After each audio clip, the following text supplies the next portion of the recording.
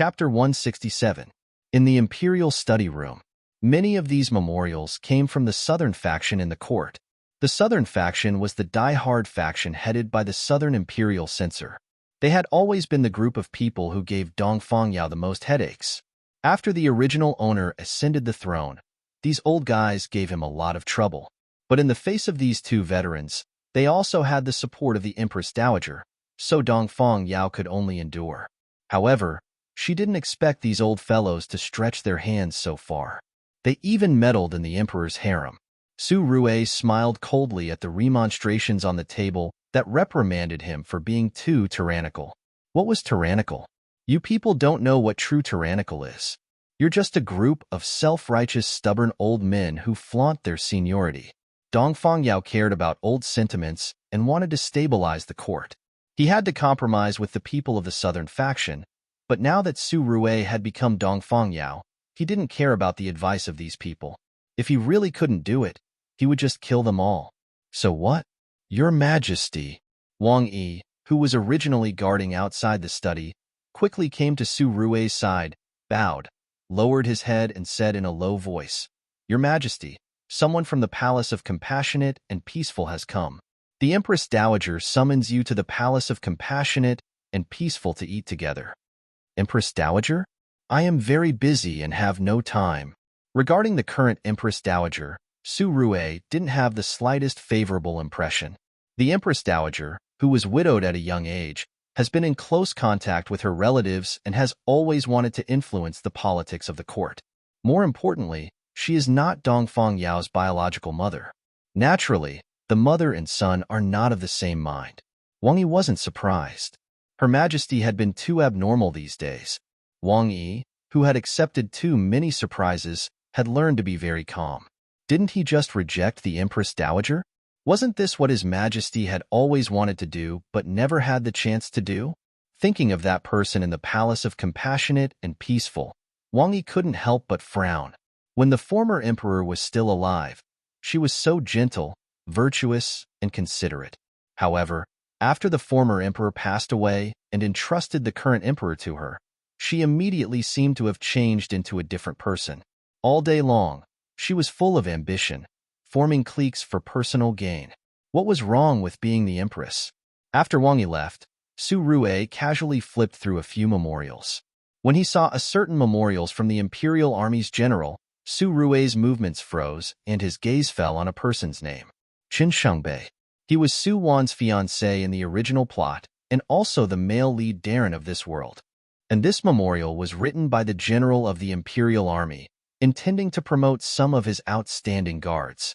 Chen Shangbei was also included in this promotion. Su Rue furrowed his brows and looked at it for a long time. In the end, he still wrote the two words approved on it. As for the other memorials, they were all ignored by General Su. Harem, Shangfu Bureau. After such a big incident yesterday, several people died in the Shangfu Bureau. Now, there was a serious shortage of manpower. Liao Si was taking Yin Yunhua to the Ministry of Internal Affairs to look at the roster of some new palace maids. She planned to screen some little palace maids with good needlework to supplement the manpower of the Shangfu Bureau. Su Bingyue. In the palace maid roster, Yin Yunhua unexpectedly saw Su Bingyue's name. When she was at the Imperial Hospital that day, she got to know the little palace maid and knew that she and Su Wan sent her to the Imperial Hospital together. Later, she also told her that her full name was Su Bingyue. Yunhua, do you know her? Hearing Yin Yunhua's voice, Liao Si turned to look at her and asked doubtfully. Replying to Liao Si, yesterday, this servant contracted a cold. It was she and Su Wan who sent this servant to the Imperial Hospital together. Speaking of this, Yin Yunhua couldn't help but think of Su Wan who was sent to the Zinseku. Her expression immediately became worried. I wonder how Su Wan is doing over there? Her health is not good. I wonder if she can endure it? Because the Shangfu Bureau was too busy today, Yin Yunhua didn't have time to meet with Qianji, and she didn't know how things were going on his side. Hearing Yin Yunhua's worried words, Liao Si just sighed in her heart. Su Wan was also a good seedling, but she offended His Majesty. Although it was only said that she was sent to the Zinseku for a month, when the time came, without His Majesty's verbal order, Who would dare to let her out privately? Yunhua. In this deep palace, everyone is rootless duckweed. Everyone has their own destiny. You just need to take care of yourself. Liao Si could see that Yin Yunhua was too kind-hearted and soft-hearted. She would give her a few words from time to time, lest she lose her life because she didn't trust others in the future. Hearing Liao Si's words, Yin Yunhua moved her lips but did not speak. She knew that Liao Si had her own way of doing things, but Yin Yunhua also had her own principles. She knew that Su Wan suffered such a punishment because of her, so she had to find a way to rescue her no matter what. Since you know this Su Bingyue, what do you think of her? Seeing that Yin Yunhua did not speak, Liao Si's gaze fell on the palace-maid roster in her hand. Bingyue is very kind and enthusiastic. She is a good girl. Yin Yunhua thought of Su Bingyue's face in her memory and couldn't help but say a few good words for her. Since you think she is good, let her replace Su Wan and go to work with you. Liao Si still trusted Yin Yunhua very much. Seeing Liao Si put a check mark on Su Bingyue's name, Yin Yunhua's face also showed a happy smile. At this time, Holy Mother Yin would never think that in the near future, Su Bingyue would become her biggest enemy in this life. Zinzheku, Su Wan, who stayed in the room all morning with nothing to do, simply strolled around the courtyard of the Zinzheku. This place was different from the laundry bureau. The palace servants of the laundry bureau had to wash clothes in the courtyard every day and could only stay in the same place from morning to night. Most of the people in the Zinzheku worked outside and only came back at night or when it was time to eat. At noon, the courtyard of the Zinzheku was empty. The withered yellow leaves were also blown to the ground by the autumn wind. The fallen leaves all over the ground made the already lonely courtyard even more desolate. Su Wan strolled around the courtyard. When she walked to the gate, she saw a sneaky figure looking around outside the door of the Zinzheku. Su Wan frowned and did not intend to pay attention to it, but at this time, the little palace maid in blue at the door saw Su Wan's figure. She quickly waved at her and whispered, "Hey, this younger sister, please speak further." Su Wan, can I pretend that I didn't hear it? Younger sister, this younger sister. Seeing that Su Wan completely ignored her and turned to go back, the little palace maid was also anxious. She looked around, quickly rushed into the gate of the Zinzheku, and then forcefully pulled Su Wan to the corner outside the door. This younger sister, elder sister has something to ask you. While speaking, the palace maid had already stuffed some broken silver into Su Wan's hand. The monthly salary of the palace maids in the Zinzheku was only half of that of the low-ranking palace maids. Although these broken silver pieces were small, it was also an unexpected fortune in their eyes. The palace maid dressed in blue brocade was waiting for Su Wan to reveal a flattering smile to her. In the end, Su Wan just silently put away the silver and indifferently looked at her. You ask, I don't know much. In fact, she knew nothing about the people in the Zinzheku, okay? The little palace maid quickly reacted after listening to Su Wan's words and asked quickly, do you know that a new palace maid named Su Wan came to your Zinzheku yesterday? And? Su Wan's eyes flashed when she heard her name, and then she nodded lightly. I know. Then do you know why she entered the Zinzheku? The palace maid in blue went on to ask, as if afraid of being seen by others.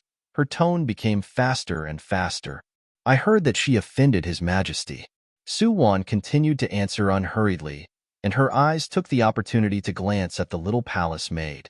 She was not old, but she was wearing a brocade palace dress, and the headdress in her hair was also expensive.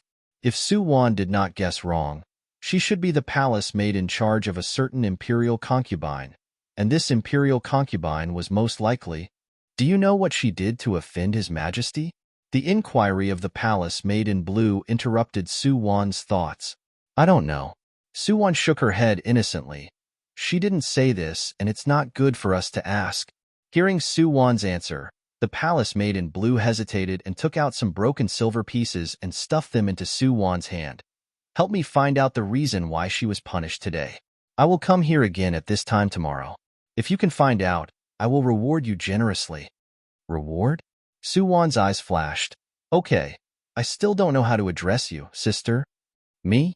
The palace maid in blue hesitated for a moment, but still said in a low voice, You can call me Sister Wan Xian. I will leave first. You must remember what I entrusted you with. Wait for me here tomorrow." As she spoke, Wan Xian looked around with a guilty conscience. Then, she quickly left in a flash. Wan Xian, the palace maid in charge of Xiaoning Palace, one of concubine Liang's confidants. Su Wan stared at the direction where Wan Xian left, thinking of the concubine Liang that she had never met. She specifically sent someone to inquire about her news. Was it simply curious about the bloody incident in the harem? Or was it because she had a discerning eye for talent and was staring at her at this time? Chapter 168. Xiaoning Palace. After Wan Xian came back from the Zinzheku, she immediately entered Liang Fei's bedroom. At this time, Liang Fei was half lying on the chaise lounge looking at a drawing book. Hearing Wan Xian's hurried footsteps, her eyes flashed, and her lily-white hand gently flipped the drawing book in her hand and put it aside. "Master." Wan Xian carefully leaned against the chaise lounge, bent over, and whispered a few words in Liang Fei's ear. Liang Fei nodded, and her beautiful red phoenix eyes flashed. "Wan Xian, you did a good job. Remember to be on time tomorrow." "Yes." Wan Xian nodded, and then whispered hesitantly, "Master, about the Prime Minister's residence, Ben Gong will write a letter to Uncle, telling him not to act rashly. His Majesty's actions these 2 days have a deep meaning. I'm afraid that the stubborn old fogies of the southern faction will not be able to sit still, and Ben Gong also heard that the person in the Palace of Compassionate and Peaceful is very angry today." Sneering twice, Liang Fei slowly sat up straight with the help of Wan Xian. "Ben Gong really can't make up my mind about Yu Gairen's death, but the matter of Jingyan Palace and the Shangfu Bureau must be involved. You must help Ben Gong find out the truth. Knowing oneself and knowing the enemy was the only way to win 100 battles." Liang Fei was born into a noble family in the capital. Her father was the assistant minister of the Ministry of Rights, and her uncle was the left prime minister of the current dynasty. She was familiar with military books and had excellent literary talent. When she was young, many children of officials came to marry her. Unfortunately, in the end, she still followed her uncle's request and entered the palace as a concubine. Because of her good family background, she became an imperial concubine when she first entered the palace and was in love with Dong Fangyao for a period of time, but over time, Dong Fangyao began to alienate her. In fact, Liang Fei understood in her heart that the emperor did not like her at all. He made her an imperial concubine just because of her family's face. Even the initial favor was just to make her stay in the harem. For a woman as intelligent as Liang Fei, Dong Fangyao would not give her the chance to be favored in the 6 palaces or even to have children. In this lifetime, as long as her maiden family did not fall, she would not have to worry about food and clothing for the rest of her life, until she died of old age in this harem. If unfortunately, her family declined, what awaited her was the ruined courtyard of the cold palace. In fact, it was just this. If it was a normal woman, she would be content with the situation, but concubine Liang was not willing. She had a body full of talent, but there was no place for her to use it. She was not willing to be a cold concubine in this huge harem that no one cared about. Did His Majesty not like her? It didn't matter. She could cultivate her own power. She wanted to personally cultivate a beautiful concubine and stir up the harem. The night was hazy. Most of the people in the Zinzheku had already lined up to take a bath after a day of tiring work, and then couldn't wait to go back to their rooms to rest. Su Wan did not return to her room at this time. Instead, she was in a daze in the backyard. Not long after, a familiar figure floated over. Seeing Su Rui's gray inner attendant attire, Su Wan widened her eyes with a smile. "Your Majesty, what are you playing at? Role-playing?" "Ahem." Su Rui coughed twice and said seriously, "What else is there to do today? Wife, just tell me what to do." Su Wan thought it felt like General Su really regarded himself as an outstanding model worker in the country. "What about tonight? Does serving me in the bath count?" Su Wan tugged at her clothes in disgust. "I've stayed here for 2 days and I'm going to die of filth from head to toe. Since your Majesty loves labor so much, help me bathe and change my clothes. If you do well, there will be a reward." Reward and whatnot. Su Rui's face was full of black lines. "It won't be a big tonic soup again, right?" Seeing General Su's suspicious appearance, Su Wan felt particularly good. Of course, not. That's good, that's good. As soon as he heard that his wife finally stopped using big moves, General Su immediately happily carried his wife back to the big bathroom in the palace to take a bath. After taking a bath, Su Wan pulled Wang Yi to the small kitchen to fiddle with things. When she came back again, she was holding a bowl of soup in her hand. Su Rue, didn't you say that there was no big tonic soup? Seeing that even Su Rue's face changed, Su Wan smiled and brought the soup bowl to the table. Then do you want a drink or not? Drink. Su Rue nodded hard. As a result, as soon as the soup entered his mouth, the mellow taste immediately made his knitted eyebrows stretch out.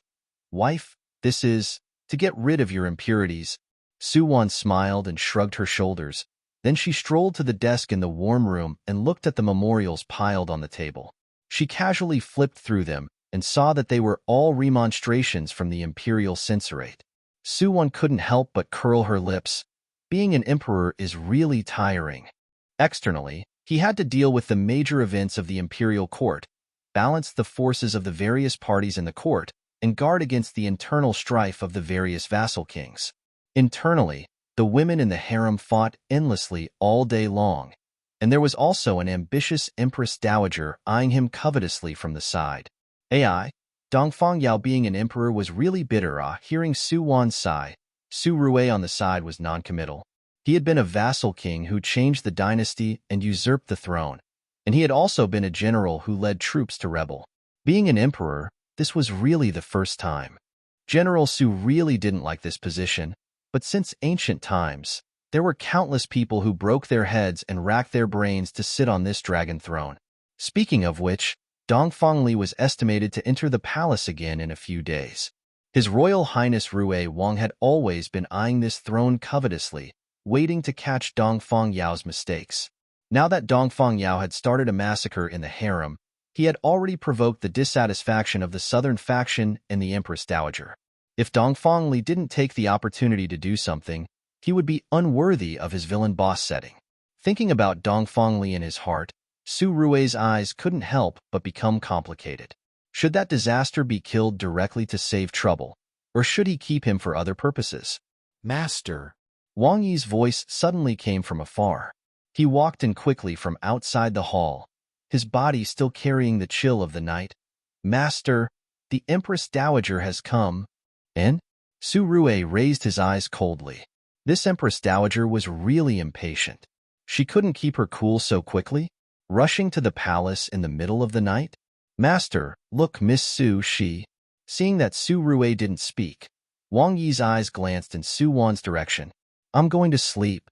Su Wan shrugged her shoulders, put down the memorial in her hand, and directly entered the inner room of the palace. She put down the bright yellow embroidered canopy, and her whole person disappeared on the dragon bed. The Empress Dowager has arrived. At this time, the announcement also sounded, and then the Empress Dowager majestically walked in with 10 palace maids and 10 inner servants. Empress Dowager Jean. Wang Yi directly knelt down and greeted loudly. The Empress Dowager coldly looked at Su Rue, who was still sitting at the table and drinking the soup slowly, and a trace of coldness flashed across her mouth. Yaoer, didn't you see Imperial Mother? Hearing the Empress Dowager's words, Su Rue lazily raised his eyes. Zhen's eyes aren't blind. Of course, I see Empress Dowager. You. Yaoer, you're getting more and more excessive these 2 days. This harem is under the jurisdiction of Aijia. It's fine if you casually ordered Noble Yu to die, but yesterday, you even killed Empress Shu. Moreover, in the Shangfu Bureau, you killed 4 people in a row without saying a word. Do you know that your atrocities have already spread to the imperial court? Many old ministers are very dissatisfied and have already sent memorials to Aijia's palace. Speaking to this point, the Empress Dowager's gaze was sharp and her tone was aggressive. Zhen killed people. This world is Zhen's. Zhen can kill whoever he wants. If they're dissatisfied, they can tell Zhen personally. Zhen will kill them until they all shut up. After finishing his wife's love soup, Su Rue then took out a bright yellow brocade handkerchief. While elegantly wiping his mouth, He slightly raised his eyebrows and looked at the Empress Dowager in front of him, who was wearing a dignified dress. Empress Dowager, if you're very free, then raise flowers and feed the fish. If you feel lonely, Jean doesn't mind you casually choosing an imperial uncle to remarry. As for the matters of the imperial court and harem, that's Jean's matter. Empress Dowager, you don't need to worry about it. Absurd. Hearing Su Rui's words, the Empress Dowager's dignified face changed color. Yaoer, you're becoming more and more absurd. Before your imperial father passed away, he entrusted you to Ai Jia. Ai Jia will never allow our Dongfang family's imperial court to decline in your hands. Such righteous words did sound quite reasonable, but Dongfang family? So, Empress Dowager, you also know that this world belongs to the Dongfang family? Su Rui slowly stood up and coldly looked at the Empress Dowager's eyes from top to bottom. Jean heard that the Yuan family has been very rampant in the capital recently. The foreign relatives are causing chaos in the country. Empress Dowager, you wouldn't also want to plot to usurp the throne, right? This is all slander, all rumors. Feeling the coldness emanating from Su Rui's body, the Empress Dowager couldn't help but take 2 steps back, and her tone also weakened. Ai Jia wholeheartedly thinks for the late emperor and wholeheartedly assists His Majesty. Yaoer, don't tell me you still don't understand? Yes, Empress Dowager, you and Imperial Father have deep feelings for each other. Jean sees that you have been missing Imperial Father recently, missing him so much that your whole person is haggard. Speaking up to hear, Su Rui suddenly raised his lips and smiled. Wang Yi, pass on Jean's decree. The Empress Dowager is depressed because she misses the late emperor and is unwell. From today onwards, the Palace of Compassionate and Peaceful will close its doors and refuse visitors. If anyone dares to disturb the Empress Dowager's recuperation, no matter who it is, they will all be sentenced to death. You, Dongfang Yao, you want to put Ai Jia under house arrest? Hearing Su Rui's words, the Empress Dowager became excited. At this moment, she couldn't care less about the superficial effort and directly called out Dongfang Yao's name. Dongfang Yao, don't be too presumptuous. Ai Jia, come. The Empress Dowager is now emotionally agitated, and her health is worrying. Still not hurrying to help her back? If anything happens to your master, none of you will be able to live. Chapter 169. The people of the Palace of Compassionate and Peaceful came with great momentum, but they hurriedly left with their tails between their legs. After the people of the Palace of Compassionate and Peaceful left, Su Rui directly drafted an imperial edict and let Wang Yi bring it to the guard camp. From today onwards, the Palace of Compassionate and Peaceful will become the place where the Empress Dowager dies of old age. If she doesn't court death, returning to the inner room, Su Wan was lifting the embroidered tent, holding her chin with both hands, lying on the dragon bed, blinking her eyes and staring at Su Rui's face. What's wrong? Su Rui was baffled by Su Wan's gaze and subconsciously touched his face. Didn't he wipe it just now? Your Majesty is too handsome, blinding this servant's eyes. Su Wan smiled at Su Rui, who told her family's General Su to be so handsome. No matter how she looked, she couldn't get enough. Su Rui, it's not easy. Wife finally found out that I'm good, cough cough. Su Rui coughed twice, deliberately putting on a handsome and elegant posture. He walked to the bed step by step. Come, I won't charge you. I'll let you look a few more times. How about I take off my dragon robe, and you look at my 8-pack? No. Su Wan heard Su Rui's words, but desperately shook her head. Your Majesty's figure is too good. This servant will have a nosebleed if I look at it. General Su. Su Wan. Your style changes too quickly. This general is a bit unable to adapt, haha. Seeing Su Rui stunned on the bed, Su Wan couldn't help but laugh and pounced over, directly throwing General Su on the dragon bed. Your Majesty, you're such a feast for the eyes. No wonder the women in the harem fought to the death for you. This servant is so jealous. Silly wife, I only love you. If you don't like the women in the harem, I'll kill them all. What do you think? Su Rui raised his hands and hugged Su Wan, who was lying on his body, staring at her tenderly and lovingly. No, no. This way you'll become a tyrant and I'll become a witch who brings disaster to the country. Su Wan rubbed against Su Rui's chest. I know that I'm the only one in your heart. As for the women in the imperial harem, if they don't take the initiative to court death, your majesty, please be magnanimous and let them live. General Su, you're really a genius. You're able to turn a harem schemes into on the self-cultivation of a tyrant. All right, whatever you say. Su Rui turned over and pressed Su Wan under his body. He lowered his head and kissed her forehead. Be good. You've been tired all day. Sleep early. As he spoke, Su Rui turned around and laid by Su Wan's side, gently pulling the brocade quilt for her. Good night. Su Rui raised his arm and a gust of wind blew out all the candles in the inner room. In the suddenly dark bedroom, Su Wan subconsciously leaned into Su Rui's embrace. The two people tightly hugged each other and soon fell asleep peacefully. While Su Wan was sleeping comfortably in Su Rui's arms, Yin Yunhua was still running around to raise money for Su Wan. Yuqing, can you borrow a little more? Outside Wenhua residence, Yin Yunhua stood under the palace lantern and looked at Yin Yuqing anxiously. In the afternoon, Chunji had already conveyed by Mama's words to Yin Yunhua. 500 taels of silver was an astronomical figure for Yin Yunhua, whose monthly salary was only 10 taels.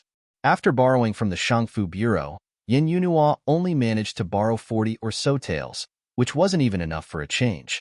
Now, she could only count on Yin Yuqing. Elder sister, I really tried my best. At this time, Yin Yuqing also had a helpless expression. Elder sister, you also know the situation of our Wenhua residence. His Majesty hasn't summoned our master for a long time. Without the Emperor's reward and master's mood isn't good. Our days as servants are also not good. As she spoke, Yin Yuqing handed a small brocade box to Yin Yunhua. This is the hairpin that master gave me last month. Elder sister, take it and let the eunuch of the Ministry of Internal Affairs help resell it. It should be worth some silver. This, okay. Yin Yunhua hesitated, but in the end, she accepted the brocade box. Seeing that she accepted the thing, Yin Yuqing's eyes flashed. Elder sister, if you raise enough silver and want to go to Zinzheku to see Xiao Wan, can you call me? I'm also worried about her. Okay. Seeing that Yin Yuqing was so concerned about Su Wan, Yin Yunhua also felt happy. Although the three of them were not really related by blood, in this cold harem, the three of them could support each other and share weal and woe together. This was what Yin Yunhua wanted to see the most. Elder sister, I'll go back first. If I come out for too long, master will be unhappy. Seeing that her goal had been achieved, Yin Yuqing patted Yin Yunhua on the shoulder and immediately turned around and quickly entered the gate of Wenhua residence. Yin Yunhua saw that Yin Yuqing's figure had disappeared, so she slowly turned and walked towards the residence of the Shangfu Bureau. On the cold imperial road, a lonely figure, Yin Yunhua kept thinking about Su Wan along the way, imagining her very hard and tiring life in Zinzheku every day. Yin Yunhua subconsciously clenched the brocade box in her hand. Sister Yunhua? A crisp voice interrupted Yin Yunhua's thoughts. Yin Yunhua looked up and realized that she had unknowingly returned to the residence of the Shangfu Bureau, and the person who called her at this time was Su Bingyue, who had just been recruited into the Shangfu Bureau this afternoon. Bingyue, you haven't slept yet? I'm a little too happy to sleep. Su Bingyue smiled at Yin Yunhua. It's all thanks to Sister Yunhua's help that I can come to the Shangfu Bureau. In the future, Sister Yunhua, you will be my biological sister. While speaking, Su Bingyue had already intimately held Yin Yunhua's arm. There were a lot of people in the Shangfu Bureau, but Liao Si valued Yin Yunhua the most, especially after Su Rui killed the 4 people who often went against Su Wan and Yin Yunhua. In the Shangfu Bureau, Yin Yunhua's status also rose. Although Su Bingyue had just come in, the little girl's ability to observe people's expressions was extraordinary. Now, she had made up her mind to hug Yin Yunhua's thigh tightly first. I didn't help much, but if you encounter any difficulties in the future, you can naturally tell me. Yin Yunhua reluctantly smiled at Su Bingyue, and her tone was as sincere as ever. And? Su Bingyue quickly noticed that Yin Yunhua was absent-minded. Her eyes turned and she thought of the reason. Sister, Are you worried about Sister Su-won's matter? Yes. Yin Yunhua sighed and subconsciously clenched the brocade box in her hand. I want to help Su-won, but I still lack a lot of silver. Sister, this is all my family property. Without waiting for Yin Yunhua to finish speaking, Su Bingyue did not hesitate to contribute her purse. Bingyue this. Yin Yunhua looked at Su Bingyue with surprise and surprise. Sister, you are a good person. Sister Su-won is also a good person. I also want to help her. I don't have much silver, but I also want to do my best to help her. Su Bingyue said with a serious face. Yin Yunhua felt that Su Bingyue, who said these words under the moonlight, was particularly holy. Female lead, you really think too much. In fact, your Virgin Mary halo is too big, causing you to feel that the world is full of love and positive energy everywhere. In fact, the truth is that this harem is full of dense malice, including Yin Yuqing, including Su Bingyue, and even including Su-won. After accepting Su Bingyue's silver, Yin Yunhua immediately treated Su Bingyue as a sister and couldn't help but tell Su Bingyue the whole thing in detail. Hearing that it would cost 500 silver taels, Su Bingyue couldn't help but secretly click her tongue. However, just because the palace maids don't have silver doesn't mean that others don't. Sister Yunhua, I know someone who can definitely take out this silver, but I don't know if he is willing to lend it to you. Who? Seeing that Su Bingyue was speaking mysteriously, Yin Yunhua couldn't help but lean in front of her, nervously waiting for her answer. Lu Mushuan, Imperial Physician Lu. Su Bingyue said Lu Mushuan's name in a low voice. Hearing her words, Yin Yunhua couldn't help but think of Lu Mushuan's gentle and handsome face. She had only interacted with him once. Although the people in the palace said that Imperial Physician Lu was a good person, would he be willing to lend so much silver to her? Sister Yunhua, I think Imperial Physician Lu is a very good person, and he treats you he has seen you before and has an impression of you. Maybe he will help you. Why don't we find a chance to go to the Imperial Hospital tomorrow to find him? Su Bingyue saw that Yin Yunhua was a little moved and couldn't help but take the opportunity to persuade her. In fact, ever since she saw Lu Mushuan in the Imperial Hospital, Su Bingyue was a little moved. Chapter 170. On the third day of entering the Zinzheku, Su-won still enjoyed the treatment of a nanny in the Zinzheku during the day, and at night, His Majesty the Emperor waited on her. This simple life made Wang Yi envious. Miss Su, you are really the most important servant in the world. Even the Empress Dowager of all the dynasties can't catch up to you. It's really pitiful for Yin Yunhua, who couldn't sleep well in order to save Su-won, couldn't eat, and even lost a lot of her hair. According to Su-won's estimation, with Yin Yunhua's character, it would be very difficult to raise 500 taels of silver, so she was ready to wait for her in the Zinzheku for a few more days. But what Su-won didn't expect was that on the afternoon of the third day, Chun-ji rushed over with 500 taels of silver. Bai Mama received the money and naturally promised to take good care of Su-won, and Chun-ji also revealed a little that someone would come to visit Su-won in 2 days. This was taking someone's money to eliminate a disaster. Bai Mama naturally agreed to Chun-ji's words. After sending Chun-ji away, Bai Mama looked at the 500 taels of silver in her hand. It was painful and happy. This money was a good thing, but she didn't dare to embezzle it herself. Miss Su? When Bai Mama came to Su-won's room, Su-won was taking a nap after eating. Now, she was still living in the most dilapidated small room, but the bed was made of jade pillows and brocade blankets, but it was not worse than the bed of the imperial concubine. Bai Mama, what's the matter? Su-won looked at Bai Mama with sleepy eyes. Bai Mama smiled and handed a banknote to Su-won. Miss Su, this was sent by Chengonggong. Keep it well. Chun-ji sent it? Seeing the brand new 500 taels of silver, Su-won's eyes flashed.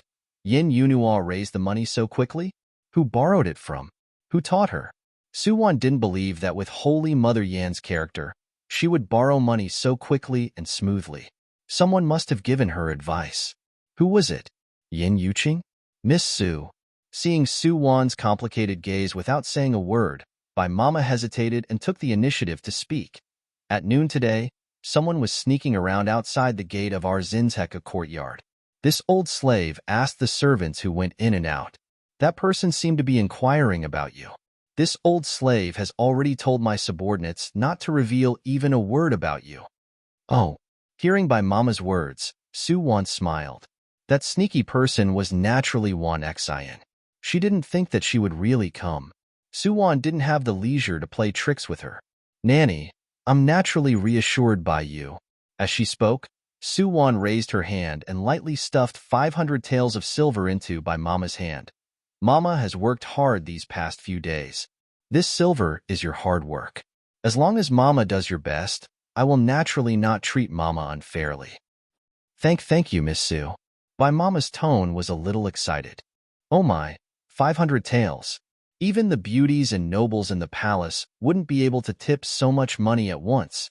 This Miss Su is not an ordinary person. This old slave is really lucky this time. By Mama happily came out of Su-won's courtyard, and her mood was extremely beautiful. It's just that she didn't expect her fortune to be so strong today.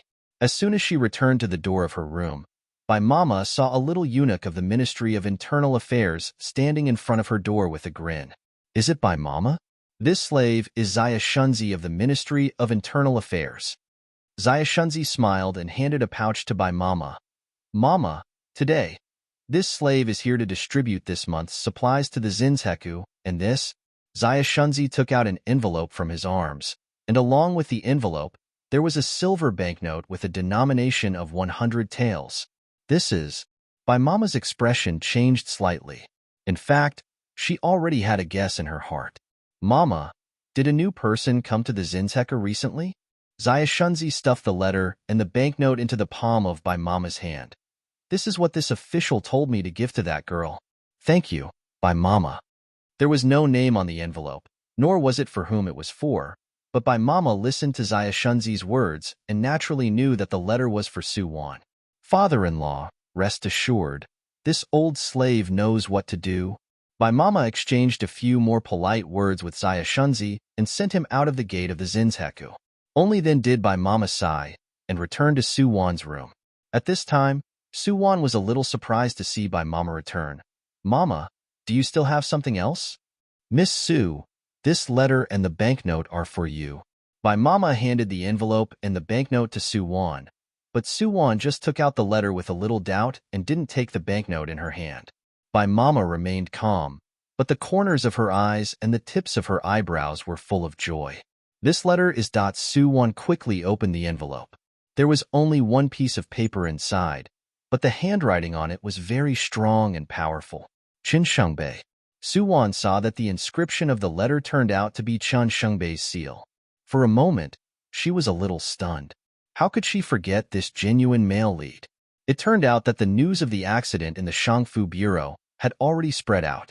In the original plot, Qin Shengbei and Su-won should have officially recognized each other and then passed on their love. However, before Qin Shengbei could write a letter, the Shangfu Bureau had an accident. After hearing about the Shangfu Bureau in the guard camp, Qin Shengbei anxiously asked someone to inquire about it for 2 days before he found out that Su-won had been sent to the Zinseku. Fortunately, the Qin family was still quite wealthy. Qin Shengbei immediately took 100 taels of silver and wrote a letter in his own hand. He entrusted the people of the Ministry of Internal Affairs to bring the letter and the silver to the Zinseku. To be able to take out 100 taels of silver at once, this person was quite considerate. Qin Shengbei's letter was very short. In the letter, he roughly talked about his current situation, and then said that he would find a way to save Su-won and let her endure for a few more days. Putting away the letter, Su-won leaned on the bed and narrowed her eyes. Now that the male and female leads are in place, the female supporting is ambitious, and the male supporting is also ready to take over at any time. Then let's start acting. In the end, who can enlighten who? Will they fail and withdraw? Or will the Holy Mother abandon the light for the dark? We will see the ending of this drama. By Mama. Su-won's gaze fell on By Mama at some point. Hearing Su-won's voice, By Mama immediately came forward with a smile. Miss Su, what instructions do you have? It is said that money makes the world go round. Now, By Mama has been completely bribed by Su-won and follows her blindly. You find a way to inform Qin Ji and tell him that the day after tomorrow is a good opportunity. Let him bring people to see me. Su-won needed to make a little preparation. She wanted to make herself as miserable as possible. She must give Holy Mother Yin a knowing blow, so that she would never forget for the rest of her life that her good sister had suffered and been offended for her.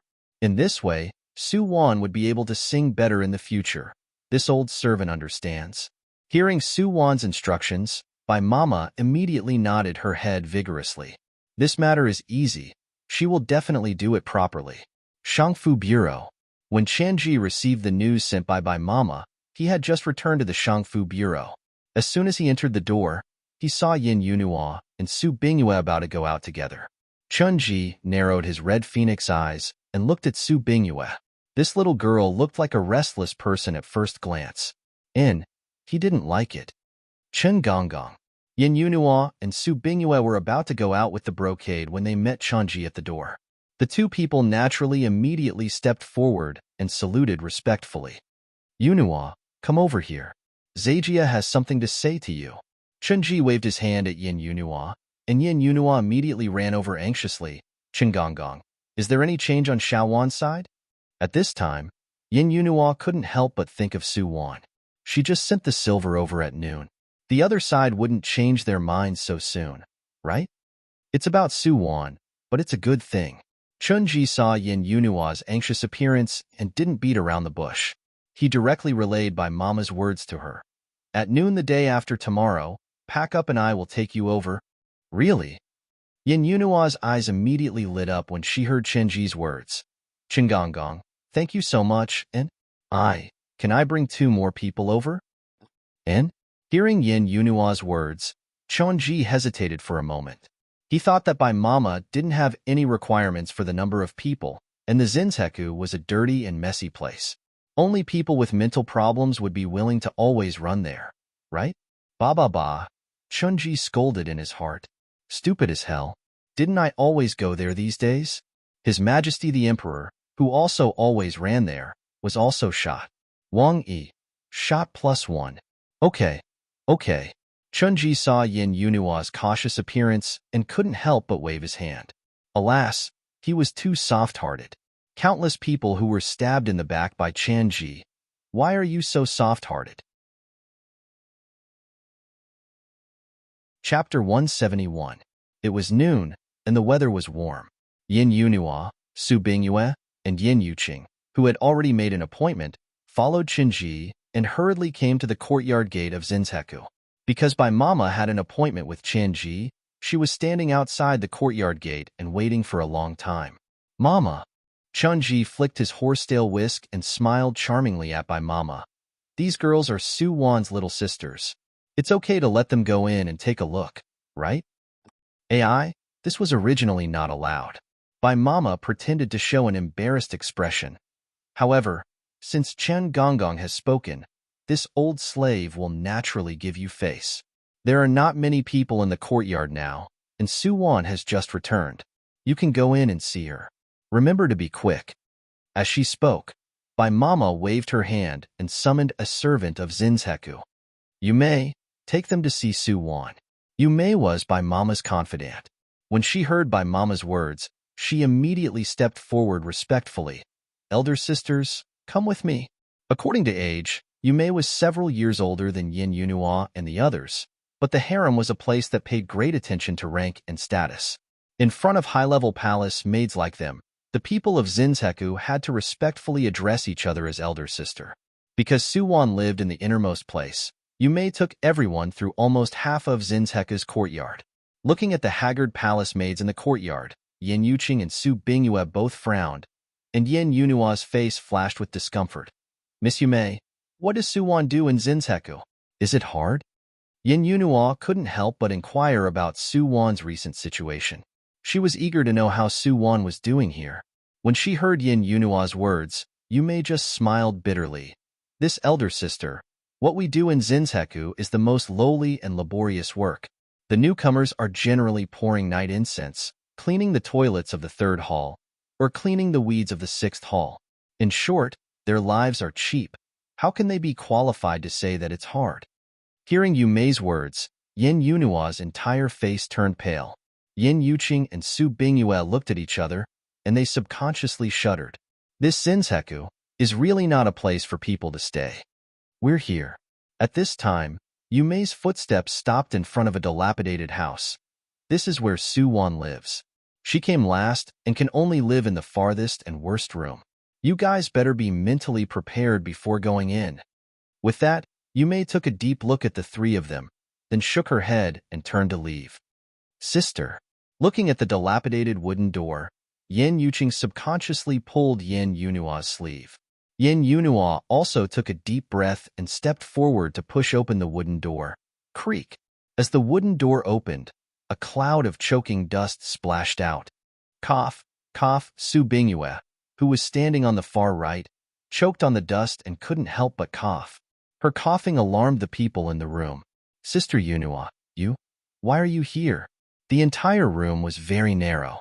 Other than an old wooden bed leaning against the wall, there was only a teetering wooden table and a chair that was missing a corner. At this time, Su Wan was sitting on the wooden bed and lowering her head to apply medicine on herself. Hearing the movement at the door, she raised her head and looked at the three people at the door with great surprise. Xiao Wan. Facing Su Wan's gaze, Yin Yunua's eyes immediately turned red. How could the Su Wan in front of her still have the delicate and healthy appearance from a few days ago? At this time, she was wearing a shabby and thin coarse slave uniform. Her long hair was slightly dry and messy, and her originally fair little face was now waxy yellow. Xiao Wan, what happened to your arm? Yin Yunua's gaze fell from Su Wan's face to her body, and only then did she realize that there was a long bloodstain on her arm. At this time, the blood from the wound had begun to coagulate. Seeing such a long wound, Yin Yunua immediately screamed, and Su Bingyue behind her even turned her face to the side timidly. Don't worry. Su Wan was very satisfied with Yin Yunua's performance. She smiled weakly at Yin Yunua. This was accidentally scratched when I was working in the morning. It's nothing. I've often been injured these days, so I'll slowly get used to it. As she spoke, Su Wan once again poured all the Jinshuang medicine powder in her hand onto her wound. The piercing pain in that instant made her face deathly pale, and a layer of fine sweat immediately seeped out of her forehead. Xiao Wan, let me help you apply the medicine.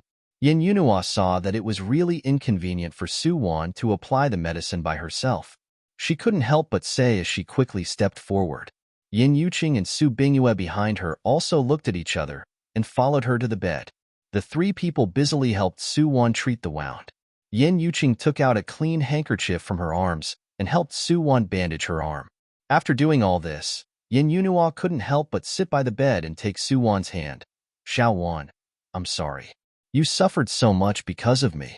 Don't worry, I will find a way to save you. I will definitely save you. Sister Yunua, I believe you. You are like my sister. In this harem, you are my dearest person and Yuqing. Su Wan's gaze slowly fell on Yin Yuqing and Su Bingyue. Yuqing and Bingyue are also good people. I'm really happy to know you sisters. Sister Xiao Wan, this is what we should do. Without waiting for Yin Yuqing to speak, Su Bingyue stepped forward and grabbed Su Wan's other hand. Although I'm just a little palace made of the Shangfu Bureau now, Sister Xiao Wan, I will find a way to save you with Sister Yunua. You must wait for us. N. After listening to Su Bingyue's words, Su Wan's eyes flashed and she nodded firmly. Yin Yuqing, who had been silent, moved her lips several times. Because Su Bingyue always snatched the right to speak, she had to stand at the back sullenly and look at Su Bingyue with a complicated gaze. The four sisters didn't chat for too long before Bai Mama sent someone to call Su Wan to continue working. Seeing Su Wan's thin body staggering while carrying a thick wooden bucket, her figure became more and more deeply engraved in Yin Yunua's heart. The so-called true sisters are like this. They can do anything for you and treat you with sincerity. Xiao Wan, in this life, Yin Yunua will remember your kindness and remember that you are my sister. In her heart, she secretly vowed to repay Su Wan. When Yin Yunua left, her eyes became particularly firm. She will think of a way. She will definitely think of a way after Yin Yunua and the others left. Su Wan returned to her room again. The heavy wooden bucket had long been taken away by Yu Mei. Bai Mama looked at the wound on Su Wan's body that was still oozing blood and couldn't help but frown. Miss Su, do you want to find someone to call Steward Wang over? In the eyes of Bai Mama, this Miss Su was not a golden branch or jade leaf, but she was more precious than that. Such a person with such status would cut a knife on her body just like that. It was the first time Bai Mama had seen a woman who was so ruthless to herself. There were many women in the harem who knew how to play tricks, but most of them would cry, make a fuss, or try to frame others. How many people were willing to use their own bodies to make a fuss? Their bodies were very precious. Don't call Wang Yi. Bai Mama, you can go to the Imperial Hospital and help me get some painkillers. Su Wan looked down at the wound on her arm. The wound was very long, and because there was a lot of blood, it looked very scary. In fact, the wound wasn't too deep. When Su Wan made her move, she also calculated the aim. In addition to the strong visual impact of bleeding, such a wound would only leave a very long and ugly scar. Su Wan wanted to use this scar to constantly remind Yin Yunhua of what she had endured for her, and with Yin Yunhua's saintly character, she would never be able to escape from the palm of her hand in this life. Chapter 172. At night, when Su Rue came to the courtyard of the Zinseku on time again, Su Wan didn't wait for him for the first time and slept alone with her clothes on. The simple and crude bed was covered with a delicate brocade quilt. Su Wan was curled up and lying on it, her whole body wrapped in the brocade quilt. Wife. Su Rue leaned over the bed and gently called Su Wan. The person on the bed did not respond. Was it because she was too tired and slept like a log? Su Rue raised his hand and gently stroked Su Wan's hair, then gently leaned over and kissed her on the cheek. Go to sleep? After dropping this sentence, he turned around, opened the dilapidated window, and disappeared in a flash. After Su Rue left, Su Wan slowly opened her eyes. She sighed, stretched out her arm from the quilt, and her eyes fell on her wound. In the evening, she deliberately told Bai Mama to light sandalwood incense in the room, and Su Wan deliberately did not change the dressing after dinner. Su Rue was too keen. Su Wan was afraid that he would find out about her injury, so she could only use this trick. She didn't want him to worry and feel sorry for her. This small injury really didn't matter to her. From under the pillow, Su Wan dug out the medicinal powder that Bai Mama brought back from the Imperial Hospital. She carefully took off her robe, revealing her injured arm. At this time, the wound had stopped bleeding, and the handkerchief used to bandage the wound had been changed in the afternoon. Su Wan gritted her teeth and used her other hand to gently and attentively untie the white cloth wrapped around the wound. At this moment, her wrist was suddenly grabbed by someone.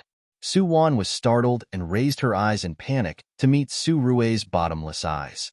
You want to lie to me? Su Wan, you're still too inexperienced.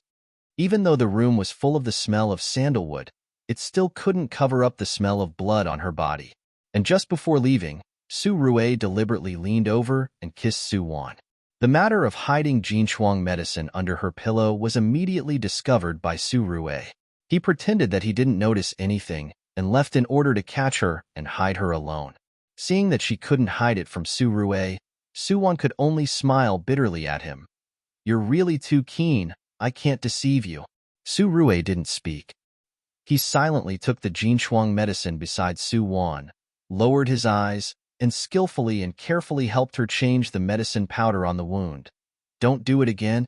After doing all this, Su Rue lifted his head, his profound gaze fixated on Su Wan's eyes. As long as I'm here, I won't allow anyone to hurt you. I can't and you can't either. Because you don't just belong to you, you're also mine. Before he finished speaking, Su Rue had already lowered his head and fiercely kissed Su Wan's lips. Su Wan didn't move, letting Su Rue's overwhelming kisses hit her. Su Rue's kiss didn't last too long. There were sounds of footsteps and breathing outside the door. Su Rue's gaze darkened and he pulled the robe at the side and wrapped Su Wan inside. Who is it? Get in here. Clang. Outside the wooden door, there was the sound of something falling to the ground. Then, Bai Mama's face turned pale. She rolled in. Your Majesty, Your Majesty. Bai Mama's small body rolled directly to the front of the bed. Looking at the man sitting on it, she trembled and moved back, greeting Su Rue with a frightened and uneasy voice. In the evening, Bai Mama planned to help Su Wan apply the medicine, but in the end, she was refused by Su Wan. She said she would apply it before going to bed at night. As the saying goes, eat the king's salary and bear the king's worries. Bai Mama took so much money from Su Wan and naturally wanted to perform well, so she took advantage of the night to prepare some things to change the medicine and planned to come over to help. Who knew that outside the door, through the gap in the wooden door, she would see a man on Su Wan's bed being intimate with her. At that moment, Bai Mama's breathing became disorderly. She suddenly remembered that Steward Wang said that this Miss Su's identity was not ordinary. So who would be the man who came to meet her in the middle of the night? Bai Mama didn't dare to think and was about to turn around and sneak away. Who knew that at this time? The man on the bed suddenly turned around and shouted coldly. Seeing the man's face, Bai Mama was so scared that she peed her pants. His Majesty, that was His Majesty. As a result, the miserable Bai Mama was so scared that her whole body went limp and she could only obediently roll in at this time. Bai Mama, who was kneeling on the ground, had mixed feelings in her heart. No wonder Steward Wang was so polite to this Miss Su. It turned out that her backer was the emperor. Fortunately, she had been conscientious these days and did not neglect this great aunt. But she seemed to have seen something she shouldn't have seen. Will she be silenced and dismembered by 5 horses? Seeing Bai Mama on the ground being scared by His Majesty, Su Wan couldn't help but tug at Su Rui's sleeve. Your Majesty, this is Bai Mama of Zinzheku. These days, this slave has been here thanks to her care. Oh, is that so? Su Rui raised his eyebrows. When he heard Su Wan mention Bai Mama's identity, the coldness in his eyes immediately dissipated a lot. It's so late. What are you doing here? Replying to Your Majesty, this old slave came to see Miss Su. For her injury. Bai Mama's voice was still very frightened. Seeing that she was still holding the white cloth used to bandage the wound in her hand, Su Rui believed her words. Mama, you are really considerate, but Zhan has personally bandaged Xiao Wan's wound. You can leave. Also, from today onwards, after nightfall, no one in Zinzheku is allowed to approach this place without authorization. Mama, do you hear me clearly? Yes, yes. This old slave will obey Your Majesty's decree, please rest assured. This old slave knows what to do. This old slave will leave now. While speaking, Bai Mama had already turned around, trembling, and scrambled to escape. Seeing that Bai Mama had gone far away, Su Rui turned around and looked at Su Wan with a serious face. You are injured. How can you rest well here? I will take you to the Zhonggong. No one dares to approach that place on weekdays. You go there to recuperate for a few more days and recover from your injury. I will tell Wang Yi to take care of the Zinzheku, and it will not delay your plan. Seeing Su Rui say this, Su Wan thought about it and simply nodded. It just so happened that she needed Wang Yi to help her investigate the details of Su Bingyue in the next few days, that Su Bingyue was not a simple girl. Then let's go. Seeing Su Wan nod, Su Rui immediately smiled. He pulled up the brocade quilt on the wooden bed and wrapped Su Wan's whole body in it. I will carry you back. You should rest well for me now. Yes, Your Majesty. Su Wan's whole body was tightly wrapped in Su Rui's arms. She looked up and could only see Su Rui's streamlined and beautiful chin. In the night, Su Rui's figure sneaked like a ghost. The guards of the entire imperial city were practically non-existent to him. Because she was wrapped in the brocade quilt, Su Wan could not feel the coldness of the autumn night. Leaning on Su Rui's chest, thinking of his order to rest well, Su Wan finally closed her eyes with peace of mind.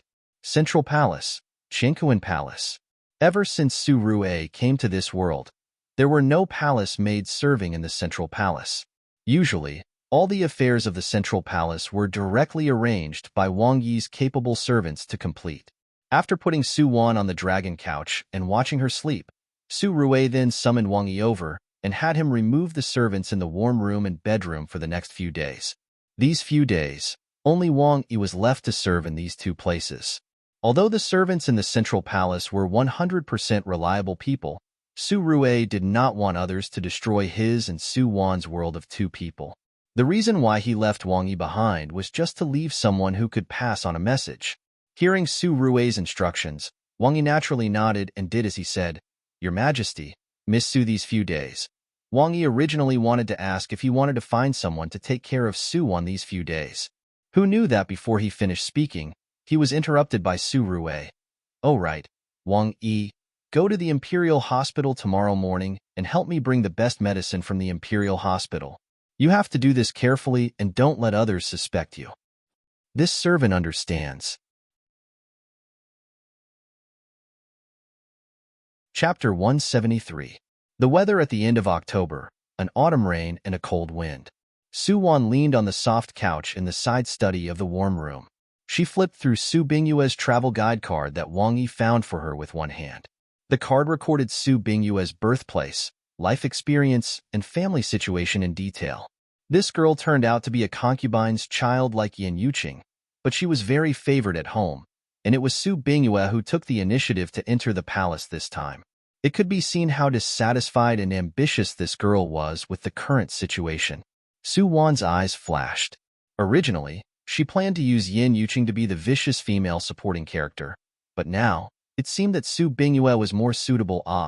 According to the plot of the original world, by this time, Yin Yuqing should have long been moved by his majesty and wholeheartedly wanted to step on Lu Guiran to fly up the branch. In contrast, Su Bingyue, who appeared halfway, was more malleable. Su Wan closed the name card and looked at Su Bingyue's movements in the past 2 days that Wang Yi had specially found someone to record. She was now closely following Yin Yunua's footsteps and would go to the Imperial Hospital every few days to make her presence known in front of Lu Mushuan. It seemed that Yin Yunua was able to settle the 500 silver taels so quickly because Su Bingyue instigated her to borrow it from Lu Mushuan. In this way, Yin Yunua's urgent need was solved, and Su Bingyue had many opportunities to enter the Imperial Hospital to get close to Lu Mushuan. This woman's scheming was not ordinary, but the more such a person was, the more Su Wan liked her. Unknowingly, Su Wan had finished looking through Su Bingyue's daily whereabouts in recent days. She raised her hand and was about to close the file when she suddenly felt a warmth on her back and a heavy and embroidered cloak was gently draped over her back. Steward Wang. Su Wan thought that Wang Yi, who had been serving on the side, had helped her put it on, but as soon as she looked up, she saw Su Rui's smiling eyes. It turned out that Wang Yi had already disappeared, and Su Rui, dressed in a dragon robe, was standing behind her. "Be careful not to catch a cold," Su Rui said while picking up the file by Su Wan's hand. "Your arm hasn't recovered yet. Don't carry such heavy things." Su Wan. General Su, can you tell me what of the world is light in your eyes? Feathers? Su Bingyue? After putting the cloak on Su Wan, Su Rui casually picked up the file that Su Wan had just read and quickly glanced at it. Who is this Su Bingyue? There was no Su Bingyue in the storyline mission that Su Rui accepted. That's right, she was a passerby who had nothing to do with the main storyline. In the original plot, on the night that Su Wan and Yin Yunua were punished by Empress Shu, because Su Wan fainted in the middle of the night, Yin Yunua hugged her and knocked on the palace door for most of the day. In the end, Yin Yunua begged in front of Empress Shu, and Empress Shu magnanimously pardoned their crimes. Later, Yin Yunua brought the unconscious Su Wan back to the Shangfu Bureau and took care of Su Wan in the side room where they lived for most of the night before she woke up. Therefore, in the original plot, they didn't last until dawn, and they didn't meet Su Bingyue who was cleaning the royal road. But now, because of Su Wan's arrival, everything has changed. While Su Wan changed her and Yin Yunua's fate, she also changed the fate of too many people, such as Su Bingyue, Bai Mama, and others. Of course, Su Wan's classmates' things are trivial. Our General Su directly sent 2 concubines and a large group of people to the Yellow Springs Road. That's a big move. I think this Su Bingyue can be used. She has great use. Su Wan tightened the cloak on her body and looked up at Su Rui with a smile. What do you think? It's good that you like it. Su Rui liked to see Su Wan toss and turn. He liked it no matter how she tossed and turned. Of course, if he encountered some accident that Su Wan couldn't toss, then General Su would not hesitate to make a move. Ruthlessly destroying a flower and whatnot was completely trivial. Then I'll start the next step, Su Wan said and took out Chen Shengbei's letter from the brocade bag she carried with her. I'm going to reply to Chen Shengbei and then create some opportunities for him and Su Bingyue. And, hearing Su Wan mention Chen Shengbei, Su Rui's eyes flashed slightly. I have approved the memorial for Chen Shengbei's promotion. He has been very proud of himself these days. But no matter how nice Qin Shangbei sounds right now, he is only the captain of the Imperial Guards. I don't think that Su Bingyue will necessarily like him. That's not true. Su Wan shook her head and the smile on her face became more intense. The reason why the male lead of a world is called the male lead is naturally because he has his own excellence. Although I have never seen Qin Shangbei, according to the original plot, he is a handsome and extraordinary young man with an imposing appearance. Compared with Lu Mushuan's gentleness and elegance, such a man is more likely to attract women. Handsome and extraordinary, imposing appearance. Hearing Su Wan praise Qin Shangbei like a flower, General Su couldn't help but lower his eyes. So what if he is the male lead? Isn't he still at our mercy? If we want him to live, he will live. If we want him to die, he will die. Yes, of course, Your Majesty. You are the most powerful. Your Majesty, you have already broken through the sky. Su Wan looked at Su Rue with a smile. When she said these words, she didn't feel guilty at all. That's right. Our family's men are so greasy that they don't want to. Hearing Su Wan's praise, Su Rue couldn't help but raise the corner of his lips. Xiao Wan, look at your arm. It's so troublesome to write. I'll help you reply to Qin Shangbei. It's settled. While speaking, without waiting for Su Wan to agree, Su Rue had already walked to the desk on the side and spread out a piece of paper. Wang Yi, come and grind the ink for Jin. Yes. Wang Yi's voice came from afar. After a while, he quickly walked to the desk and skillfully helped Su Rue grind the ink. Other people's emperors have beautiful women around them, but our family's emperor only has a middle-aged uncle, Chief Steward Wang. The next morning, as usual, Su Bingyue would go to the Shanggong Bureau every morning according to Liao Xi's instructions to see if there were any newly dyed silks and satins there. The Shanggong Bureau was not far from the Shangfu Bureau. After walking through a secluded path, she could see their courtyard.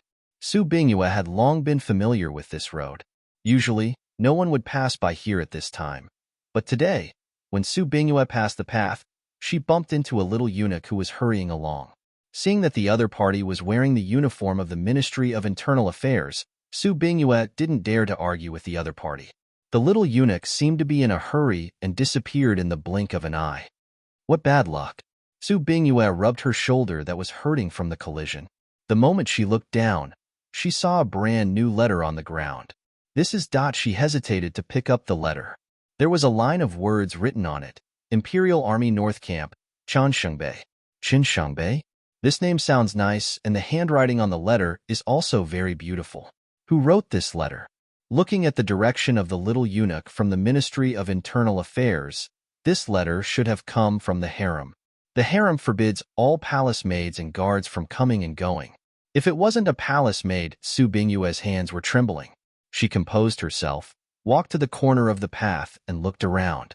Seeing that the little eunuch from the Ministry of Internal Affairs did not come back, Su Bingyue took a deep breath and carefully opened the letter. Life is like this. It is very likely that it will be completely changed because of a person we meet at a certain moment or a decision we make. Su Bingyue, as Su Wan expected, opened the letter because she was ambitious and scheming.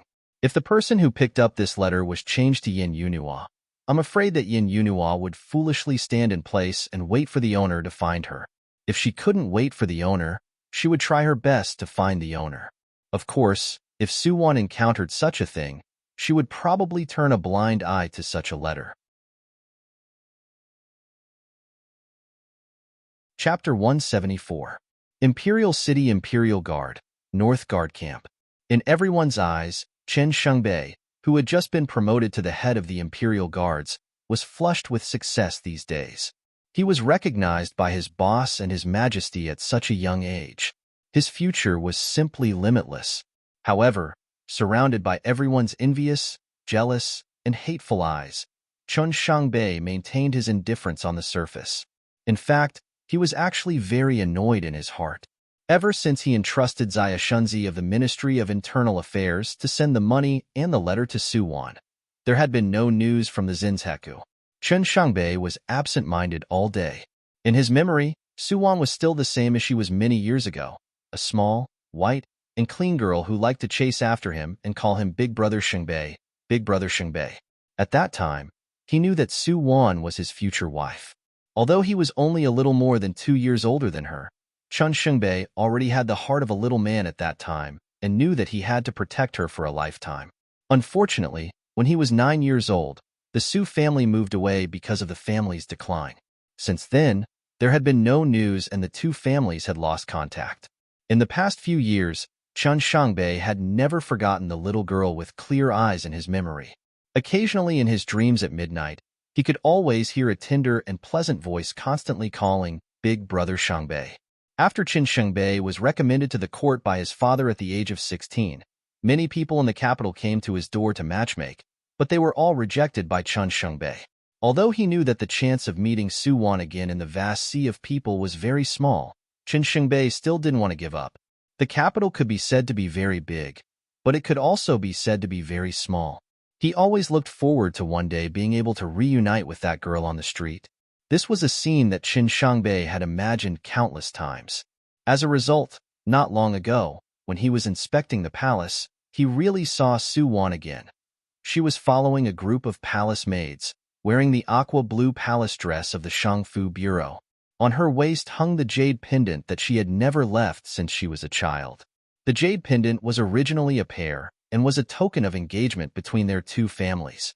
Although it was only a glance, Chun Shengbei immediately recognized that it was his little sister Xiao Wan. She still had a pair of clear and beautiful eyes. He would never mistake her. At that time, Qin Shengbei's heart was particularly happy, but because of each other's identities, he couldn't immediately come forward to acknowledge each other. However, in the vast sea of people, he finally found Su Wan. Was this what other people called fate? Qin Shengbei thought that the reunion between the two would come soon, but the news of the Shangfu Bureau's accident followed. Sigh. Qin Shengbei sighed in his heart again. At this time, a familiar figure walked in quickly. Captain Chun. Seeing Chun Shengbei's face, the man smiled and squeezed his eyes. Captain Chun, someone is looking for you. Chun Shengbei was taken aback. He instinctively thought that it was Xia Shunzi from the Department of Internal Affairs. His complexion changed slightly, and he immediately got up. Seeing him so anxious, the person who came to report couldn't help but pull his arm and said with an ambiguous expression, Captain Chun, although this is the front palace guard camp, it is also the inner court of the imperial city. You should be careful when you come and go. Don't get caught. Hearing the other party's words, Chun Shengbei was confused. When he quickly walked out of the guard camp's lounge, he was stunned when he saw the fair-faced woman wearing a servant's uniform in the courtyard. Miss, you are looking for me? Although the other party was a woman disguised as a man, it could be seen at a glance, okay? Of course, in the imperial city, sometimes people would pretend not to see it even if they saw it, and pretend not to be able to guess it even if they guessed it. Who made this place to be the imperial city? The noon sun was shining brightly. The bright sunlight shone on Chun Shengbei's handsome face. He was wearing a royal blue guard uniform, carrying a sword, and a jade crown to tie his hair.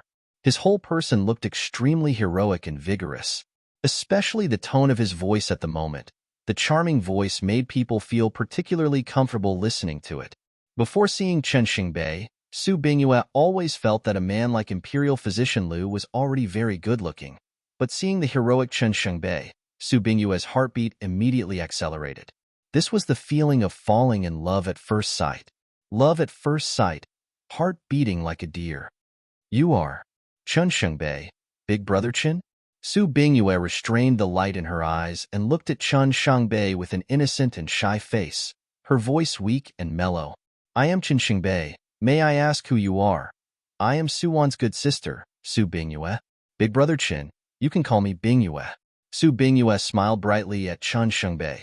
When she opened the letter in the morning, she found that the letter was actually written by Su Wan. Su Bingyue only thought that this matter was too coincidental at the time, but after reading the contents of the letter, she learned that Su Wan's fiancé turned out to be the head guard of the Imperial Guard camp. Moreover, looking at the tone of Su Wan's correspondence with him, this person seemed to have a very good family background and had a lot of room for promotion. At that time, Su Bingyue couldn't help but start to plan. If she helped Su Wan deliver this letter, then she would help two people pass a message. Maybe one day when Su Wan came out of the Zinzeku and counterattacked, or this man was promoted, she would be able to get some benefits from them. That's right. Su Bingyue appeared here with this idea in mind. According to common sense, palace maids couldn't have too close contact with the guards, and the people of the Shangfu Bureau didn't have the time and courage to come here directly.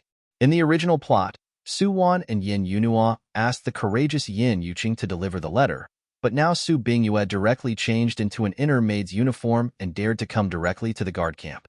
This woman's boldness was evident. You are Xiao Wan's sister. Did she ask you to find me? When Qin Shengbei heard Su Bingyue's words at this time, his tone was very excited. Is she okay? Did she write back to me? The letter is here. Su Bingyue reluctantly took the letter out of her arms and handed it to Qin Shengbei with a smile. Big brother Qin, you can read it slowly. I will come back in 2 days when I have time. If you have anything to say to Sister Xiao Wan, you can write it down and I will hand it to her for you. Really, thank you so much. Hearing Su Bingyue's words, Qin Shengbei couldn't help but smile gratefully at her. This smile was gentle and charming, making Su Bingyue's mind sway. Such a perfect man. It's really a pity to be together with Su Wan. Although she was already moved by Qin Shengbei in her heart, Su Bingyue didn't show it too obviously on the surface. Big brother Qin, I have already taken a big risk coming here. I am going back now. Let's meet again in 2 days. And, hearing Su Bingyue say this, Qin Shengbei's eyes flashed. He also thought that Su Bingyue's trip was indeed not small. After pondering for a while, Qin Shengbei handed a token to Su Bingyue. This is the North Camp's access token. With this thing, it will be more convenient for you to come here next time. At least, no one in the camp will make things difficult for you. Big brother Qin, is this for me? Su Bingyue's eyes sparkled as she took the token handed over by Qin Shengbei. When her fingertips touched his slender and warm big hand, she immediately retracted her hand as if she had been electrocuted. Big brother Qin gave it to me. I will keep it well. Then I will leave first? Su Bingyue looked at Qin Shengbei reluctantly, but the man in front of her was staring at the handwriting on the letter in a daze, as if he was completely fascinated by it. Su Bingyue secretly gritted her teeth and turned to leave with a displeased expression. Qin Shengbei was not aware of Su Bingyue's departure. He just stared blankly at the smooth and flowing handwriting, his whole person feeling joy from the bottom of his heart. This was written to him by Xiao Wan. Xiao Wan's handwriting was really too beautiful. The words were like the person, causing Qin Shengbei's eyes to soften. Speaking of which, those floating words seemed to be written by His Majesty the Emperor.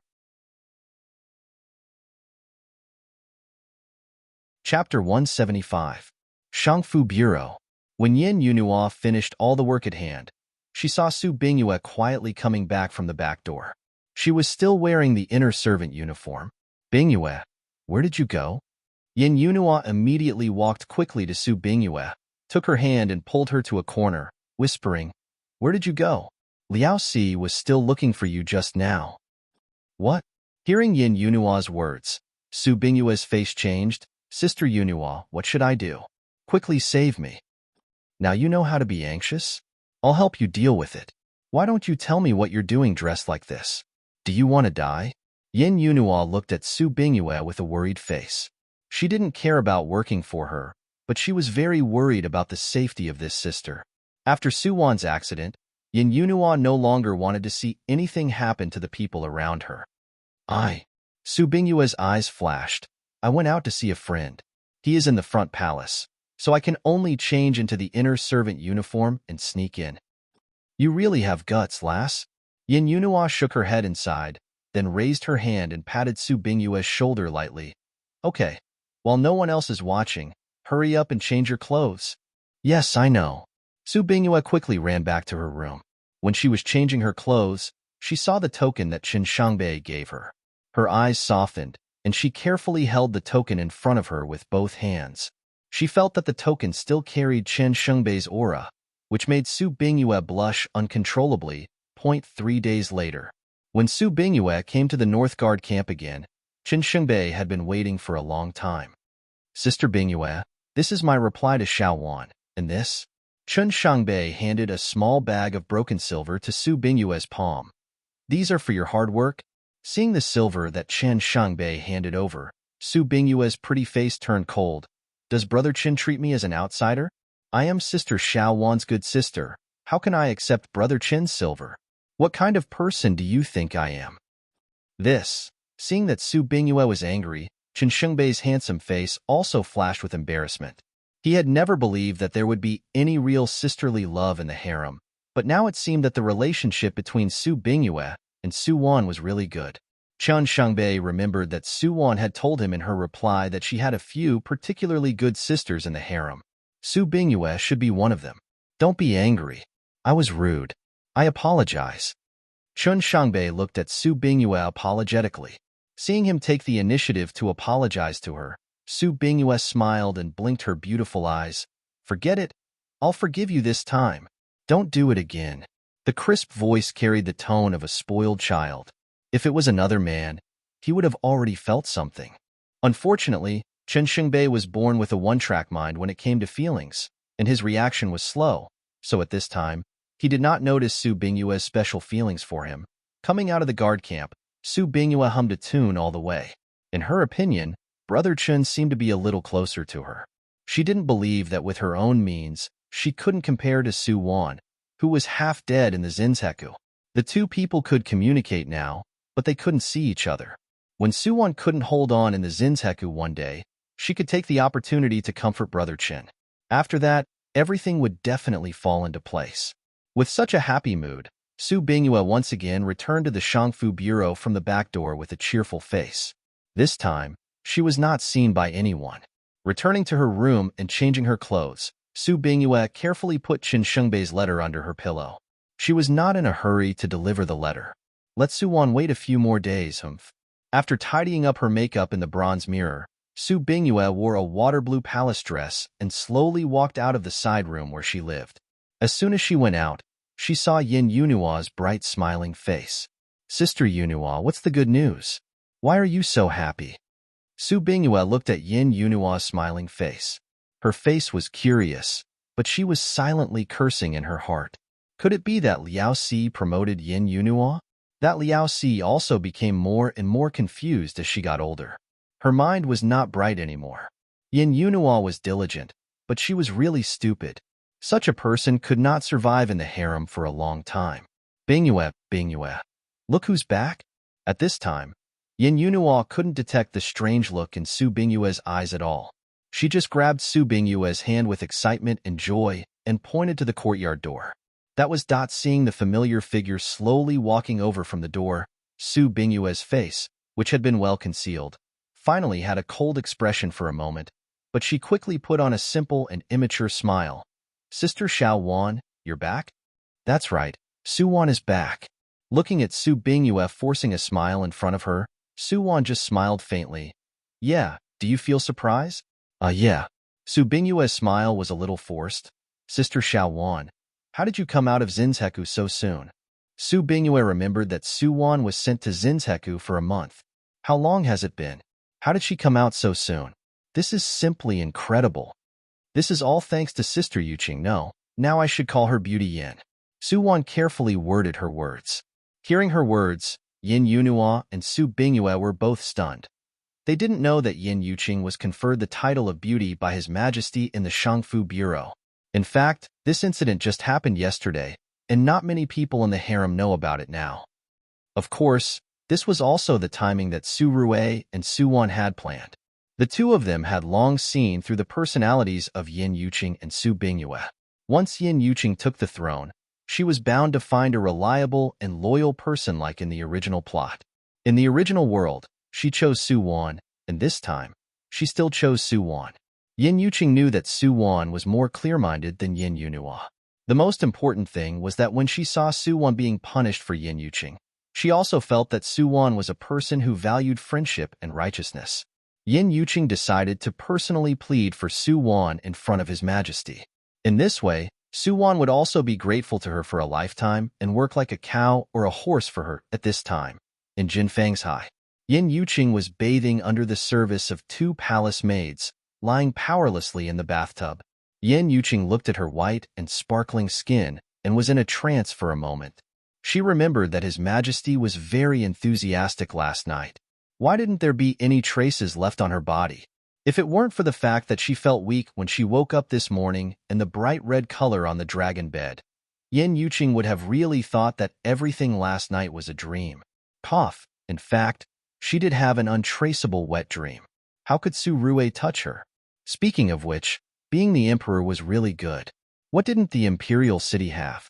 In the imperial hospital, there were many special medicines for His Majesty to use when he doted on his concubines.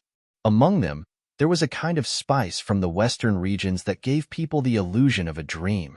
So last night, Yin Yuqing was actually happy alone for the whole night, while Su Rue and Su Wan studied the next plan in the study until the latter half of the night.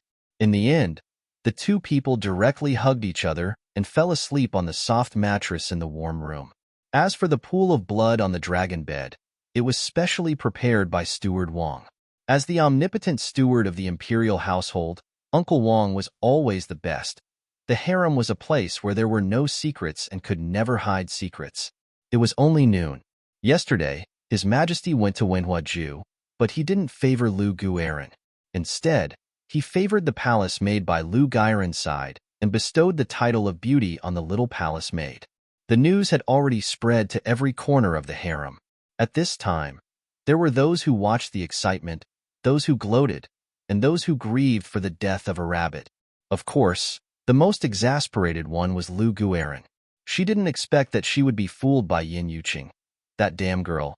Did she really think that she could always be favored because of her youth and beauty? Chapter 176. Su Wan came out of the Zinzheku.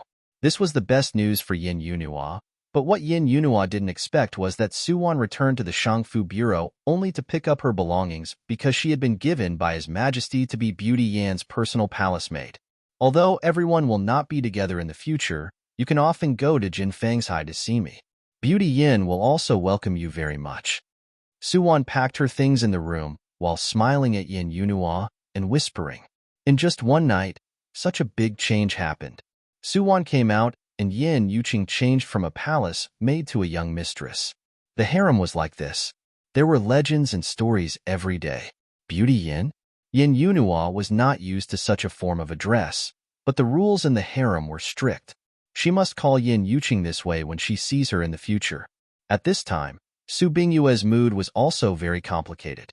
She had long felt that Yin Yuqing's thoughts were heavy, and she was not as gullible as Yin Yunhua and Su Wan. She just didn't expect that girl to really step on her master's position and fly up the branch overnight. She can be considered to have some ability. However, His Majesty has so many women. She is favored now, but can she be favored for a lifetime in the future? As for His Majesty, what does His Majesty look like? Su Bingyue hasn't seen it yet.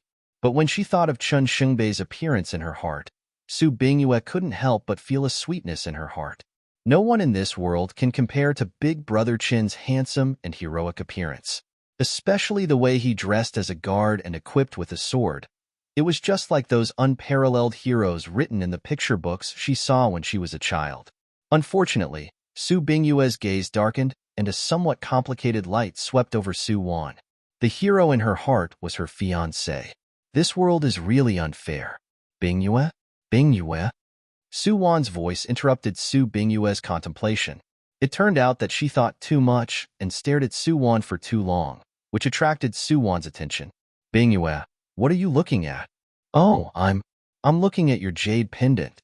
Su Bingyue raised her hand and pointed to the jade pendant that Su Wan always wore on Su Wan's waist.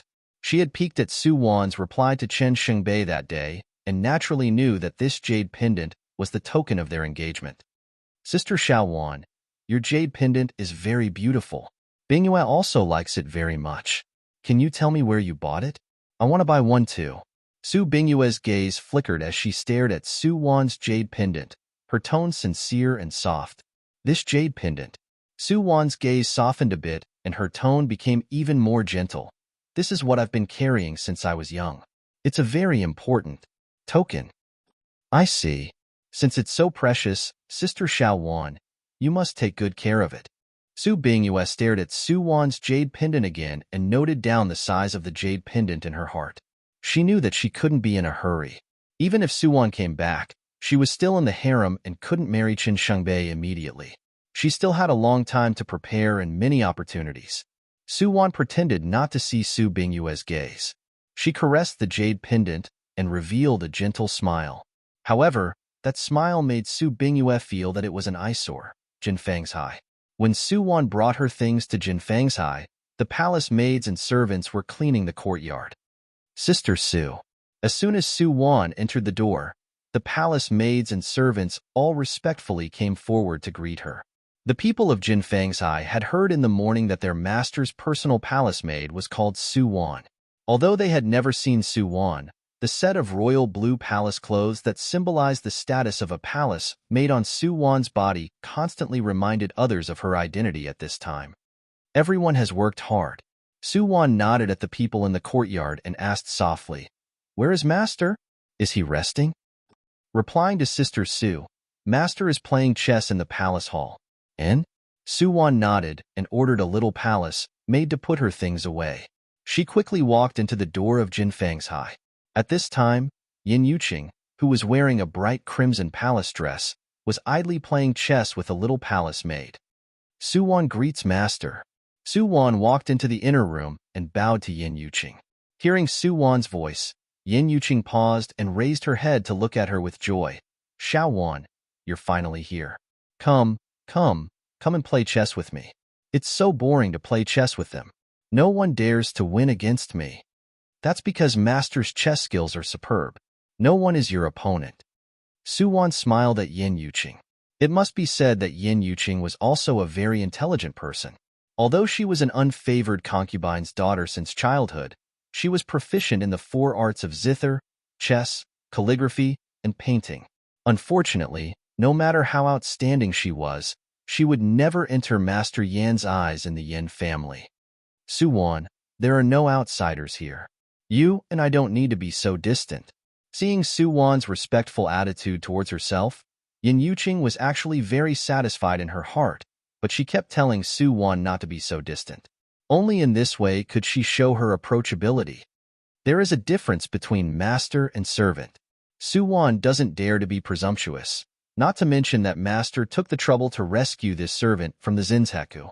This servant will work like an ox or a horse for Master for the rest of her life and die without regrets. Su Wan also opened her mouth to speak such sincere words. Coupled with her sincere and touched appearance at the moment, Yin Yuqing naturally wouldn't have any doubts about Su Wan. Shortly after Su Wan arrived at Jinfang's High, Wang Gonggong brought a group of palace servants to deliver the reward that His Majesty gave to Beauty Yin. Before leaving, he also ambiguously revealed that His Majesty would come to Jinfang's High for dinner in the evening. Yin Yuqing was naturally overjoyed to receive this news. At this time, she didn't have her own direct subordinates and only Su Wan could be trusted, so Yin Yuqing couldn't help but discuss with Su Wan how to entertain His Majesty at night. "Master, when this servant was in the Shangfu Bureau, I heard that His Majesty likes to eat spicy things. Why don't we instruct the small kitchen to make a few more such dishes?" "Spicy?" Yin Yuqing frowned. She was most afraid of eating spicy food in her life, but since His Majesty likes it, "Okay, Su Wan, you handle this matter. I can rest assured if you handle it." In order to get His Majesty's favor, Yin Yuqing also went all out, but what made her both painful and happy was that His Majesty really came at night, and as Su Wan said, His Majesty really liked to eat spicy food. "This dish is very delicious." When Su Rue entered Jinfang's High, he always had a cold and handsome face. It wasn't until Su Wan, who was waiting on the side, personally picked up a piece of spicy chicken for him that a smile slowly appeared on Su Rue's face. "Yuqing, how did you know that Jin likes to eat spicy food?" The most taboo in the harem was to privately inquire about His Majesty's preferences. Yin Yuqing looked at Su Rue with a gentle smile on her face. "So your Majesty likes to eat spicy food?" Chia actually didn't know that these dishes are Chia's favorite dishes on weekdays. Thinking that your Majesty might come over, Chia ordered people to prepare what she likes to eat. "I want to share my favorite dishes with your Majesty." It has to be said that Yin Yuqing's mouth was like a lotus flower. She could even say that the dead was alive. No wonder she could deceive Yin Yunhua again and again in the original world. So that's how it is. Hearing Yin Yunhua's reasonable and pleasing explanation, Su Rue smiled faintly and raised his hand to pick up a few pieces of meat for Yin Yuqing. "Since you like it, Eat more. In. Jean will reward you with this plate. Eat it all. Yin Yuqing. Yin Yuqing finally understood what it meant to reap what she sowed today. Seeing Yin Yuqing flattered to eat the whole plate of spicy meat, Su Rui's eyes finally showed a satisfied smile. Little guy, the spiciness won't kill you. Seeing His Majesty staring at her with a faint smile while eating, Yin Yuqing didn't dare to show that she was spicy at all. She burst into tears from the bottom of her heart, but at the same time, she pretended to eat happily in front of Su Rui and didn't have enough to eat. With great difficulty, she endured the pain in her throat and the discomfort in her stomach to eat all the dishes. Before Yin Yuqing could perform in front of His Majesty, Su Rui had already rushed to speak first. It seems that beauty is really amazing. You can eat spicy food so much. Jean is ashamed of my inferiority. Hearing Su Rui's praise, Yin Yuqing immediately smiled shyly. Your Majesty is too kind. In fact, this concubine doesn't want to eat spicy food at all. Fortunately, the meal was finally over. Yin Yuqing was secretly swearing in her heart that she would never prepare these dishes again next time. As a result, she hadn't finished swearing in her heart when she heard Su Rui say again, since Beauty Yan's taste is so similar to Jean's, in the future, your Jin Fangzhai's meals can be directly collected from the Imperial Kitchen. Jin will instruct people to prepare more meals that match your taste. Beauty, you will definitely like it very much. Yin Yuqing looked at Su Rui with tearful eyes. Thank you for your Majesty's kindness. This concubine is very grateful. Chapter 177. After dinner, Yin Yuqing's throat was a little hoarse, but even so, she still endured her physical discomfort and wanted His Majesty to stay in Jin Fangzhai for the night. Unfortunately, after dinner, Su Rui left with Wang Yi without saying a word. After that, he ordered people to send a large number of rewards, but these rewards were meaningless in Yin Yuqing's view. What she wanted to keep was His Majesty's person and heart, not these gold, silver, and jewelry. Master, are you okay? Seeing Yin Yuqing drinking water with a bad expression, Su Wan hid the smile that flashed in her eyes and looked at her with concern. I'm fine. Yin Yuqing shook her head. There were many people in the inner palace, and she didn't know if there were other people's spies here. Yin Yuqing couldn't eat spicy food since she was a child, but others didn't know about this, and Yin Yuqing didn't intend to let anyone know. Su Wan, His Majesty is very satisfied with today's dinner. You can choose one thing from today's rewards as my reward to you. Thank you, Master. Su Wan saluted Yin Yuqing. She knew that the more she lowered her stance and listened to Yin Yuqing, the more she would have a sense of superiority as a master at night. A few low-ranking palace maids were left to keep watch in the dormitory. Su Wan returned to her room early. She was Yin Yuqing's personal palace maid, and the place where she lived was actually next to Yin Yuqing's dormitory. It was a relatively spacious wing room. As soon as Su Wan entered the door, she saw Su Rui, who was dressed in regular clothes, sitting on her bed with a smile. Wife, please comfort me. Su Rui blinked his beautiful eyes and looked at Su Wan with an aggrieved expression. It was all his wife's bad idea to play along with Yin Yuqing. General Su really had enough. Fortunately, Yin Yuqing was also a perceptive person and wouldn't really pester people. This was much better than that crazy woman Jiang Yu in the last world. Here, this is for you. Comfort your wounded heart. Su Wan came to the bed and threw a gadget she got from Yin Yuqing into Su Rui's hand. General Su. Wife, don't be so shameless. Wife. Su Rui pulled Su Wan over and let her sit in his arms. When are you going to take the next step? Then why hasn't Su Bingyue given you Qin Shengbei's letter? What do you think she's waiting for? Wait for what? Su Bingyue was waiting for an opportunity. Thinking of this, Su Wan looked up and smiled at Su Rui. Su Bingyue has been waiting for a chance. Your Majesty, you should be considerate and give her a chance. Su Rui. What does this have to do with me again? Seeing Su Rui's blank expression, Su Wan couldn't help but smile again. General Su, General Su, you have killed countless enemies on the battlefield. You can also strategize in the imperial court, and you are even an expert in the business world. Unfortunately, only in the field of love and the harem.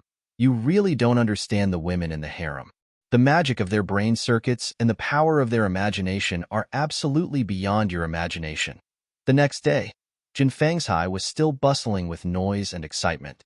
Yin Yuqing dressed up early in the morning, waiting for His Majesty to come here again. Unfortunately, she waited for a day and finally received the news that His Majesty had gone to the newly promoted Beauty Chun. It was said that this Beauty Chun was also young and slender. For the next few days, His Majesty never came to Jin Fang's again. Yin Yuqing ate the spicy dishes sent by the imperial kitchen every day. After a long time, her anger rose and her face was covered with red pimples. The more it was like this, the more impatient she became. In this vicious cycle, the pimples on her face grew even longer. Without a moving beauty, how could she please His Majesty? Yin Yuqing immediately ordered Suwan to go to the imperial hospital and invite Lu Mushuan, who had the best medical skills. This was the second time Suwan had seen Lu Mushuan. He looked more gentle and indifferent than the last time they met, and there was also a hint of joy between his brows. Suwan guessed that there might be new progress between him and Yin Yunhua. This was really worthy of celebration. The opportunity to counterattack the male lead is right in front of you. You are only one step away from success. Come on, Imperial Physician Lu. Perhaps it was because of Yin Yunhua, but Lu Mushuan did his best to treat Yin Yuqing. After he finished seeing the patient and wrote a prescription, Suwan immediately sent someone to follow Fu Lu to the Imperial Hospital to get the medicine, while she personally sent Lu Mushuan out of the entrance of Jin Fang's No need to send me off. Lu Mushuan stopped at the entrance of Jin Fang's and turned to look at Suwan, smiling faintly at her. You go back and take care of your beauty. I still have to go to Xiaoning Palace to treat concubine Liang. Oh, then Imperial Physician Lu, take care. Suwan was not surprised to hear Lu Mushuan's words. Concubine Liang had always been a restless time bomb in the harem. She might suddenly make a move at any time and disrupt Suwan's plan. The safest way to do this was to make her sick and let her stay in bed without time and energy to plan anything. It must be said that Imperial Physician Lu's medical skills were also very brilliant, but how was it compared to Physician C's medical skills? In the world of the Great Xia Dynasty, Suwan had learned how to use poison from Physician C, and her method of using poison was already very ingenious. Of course, this golden finger could only be used here with a similar background, because the more powerful the poison, the more ingredients needed. Suwan had Wang Yi search the imperial city's warehouse for several days before she finally prepared a colorless and odorless chronic poison, and this poison was naturally used on concubine Liang. Suwan would not underestimate anyone in this world. Even a rabbit bites when it's anxious? Not to mention there were so many living people. Even if it was a mission enforcer who was familiar with the plot, the situation of stumbling and being schemed against in the mission world happened from time to time. Although Suwan had not experienced such an encounter, she had always been very careful in her actions and would not put herself in any danger. It must be said that during this period of time, the harem was really not peaceful. Since the tragic death of Noble Yu and the murder of concubine Shu, the women in the harem were trembling in fear. His Majesty had not sent anyone to serve him in bed for many days. Everyone was quietly observing the changes, and no one was willing to be the first to stand out. Especially after the Empress Dowager was grounded in the Palace of Benevolent and Peaceful, the atmosphere in the harem seemed to have become particularly oppressive. It wasn't until Yin Yuqing was conferred the title of beauty that everyone's hearts, which had been silent for a period of time, finally began to stir. Subsequently, one after another, with the ascension of Yin Yuqing, several new people were conferred the title of beauty and noble. These people were all very ordinary beauties, and some were even just palace maids, but they were all favored by His Majesty. Without exception, these new people were all very young and very inexperienced. Could it be that His Majesty's taste has changed? Did His Majesty get tired of eating big meals and change to eating plain porridge and side dishes? Just as everyone in the inner palace was speculating about this matter, Yin Yunhua and Su Bingyue took advantage of their shift at the Shangfu Bureau to go to Jin Fang's to visit Yin Yuqing. At this time, the acne on Yin Yuqing's face had reduced a lot, but her complexion was still very poor. Seeing that Yin Yunhua and Su Bingyue had come, Yin Yuqing naturally called Suwan to entertain the two people very warmly, and also very affectionately asked the two people to accompany her to eat together. This was the first time that the four sisters sat down to eat together after Yin Yuqing was promoted to a beauty. Halfway through the meal, Su Bingyue mysteriously moved closer to Su Wan and took out a letter from her arms. Sister Xiaowan, what do you think this is? This is. Seeing the letter in Su Bingyue's hand, Su Wan's eyes lit up. Could this be Shan? Sure. Su Bingyue made a shushing gesture and stuffed the letter into Su Wan's palm with a smile. What are you two talking about so mysteriously? Su Wan, what is that in your hand? Yin Yuqing, who was sitting at the head of the table, had naturally noticed Su Bingyue's abnormal behavior. Seeing her acting so mysteriously, Yin Yuqing couldn't help but feel a little suspicious, so she asked without hesitation. Hearing her question, Su Bingyue's face flashed with a hint of pride, while Su Wan hesitantly took out Chen Shengbei's letter. This is this servant's letter. It's written by this servant's fiancé. And? Yin Yuqing and Yin Yunhua looked at Su Wan in surprise at the same time.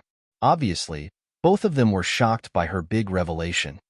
Su Wan, you hid it from us so hard. Now that you've been discovered by us, why don't you tell us the truth? Yin Yuqing originally thought that Su Bingyue wanted to secretly win over Su Wan, but now it seemed that it was not the case. Yin Yunhua also seemed very interested in Su Wan's fiancé who suddenly appeared. Under everyone's gaze, Su Wan had to tell the story of herself and Chen Shengbei word by word. Hearing such a tortuous story, Yin Yuqing couldn't help but sigh. Su Wan, you are really lucky. Garchun is also a good man who is infatuated with love. Yes.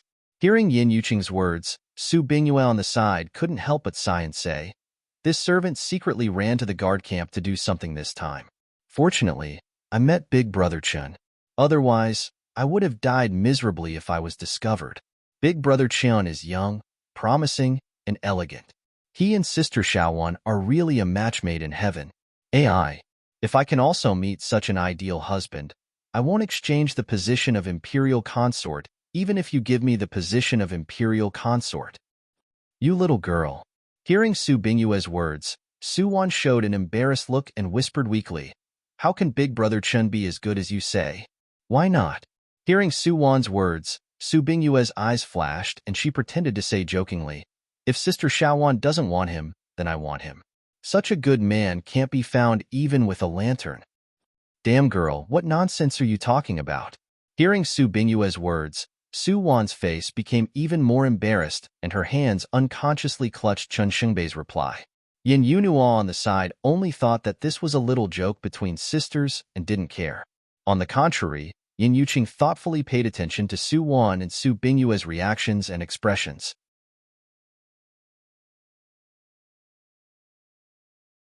Chapter 178. The Emperor hadn't come to Jinfang's for many days. Yin Yuqing managed to cure her face with great difficulty and took good care of her body every day. She even looked for Imperial Physician Liu to prescribe a lot of medicinal herbs. Now, she had slowly gotten used to eating spicy food, and there were no more pimples on her face. But at this time, the news that Beauty Chun had been ordered to die came out from the harem. Just like the tragedy of Jingyan Palace that day, His Majesty killed several people in succession after Beauty Chen's death. Almost all the people who had been favored by His Majesty during this period were murdered. Yin Yuqing was the luckiest one. When she heard the news from the chamberlain's mouth, Yin Yuqing's whole body went limp. Master, be careful. Su Wan, who was on the side, immediately supported Yin Yuqing. Su Wan. Yin Yuqing's face was pale and her lips trembled.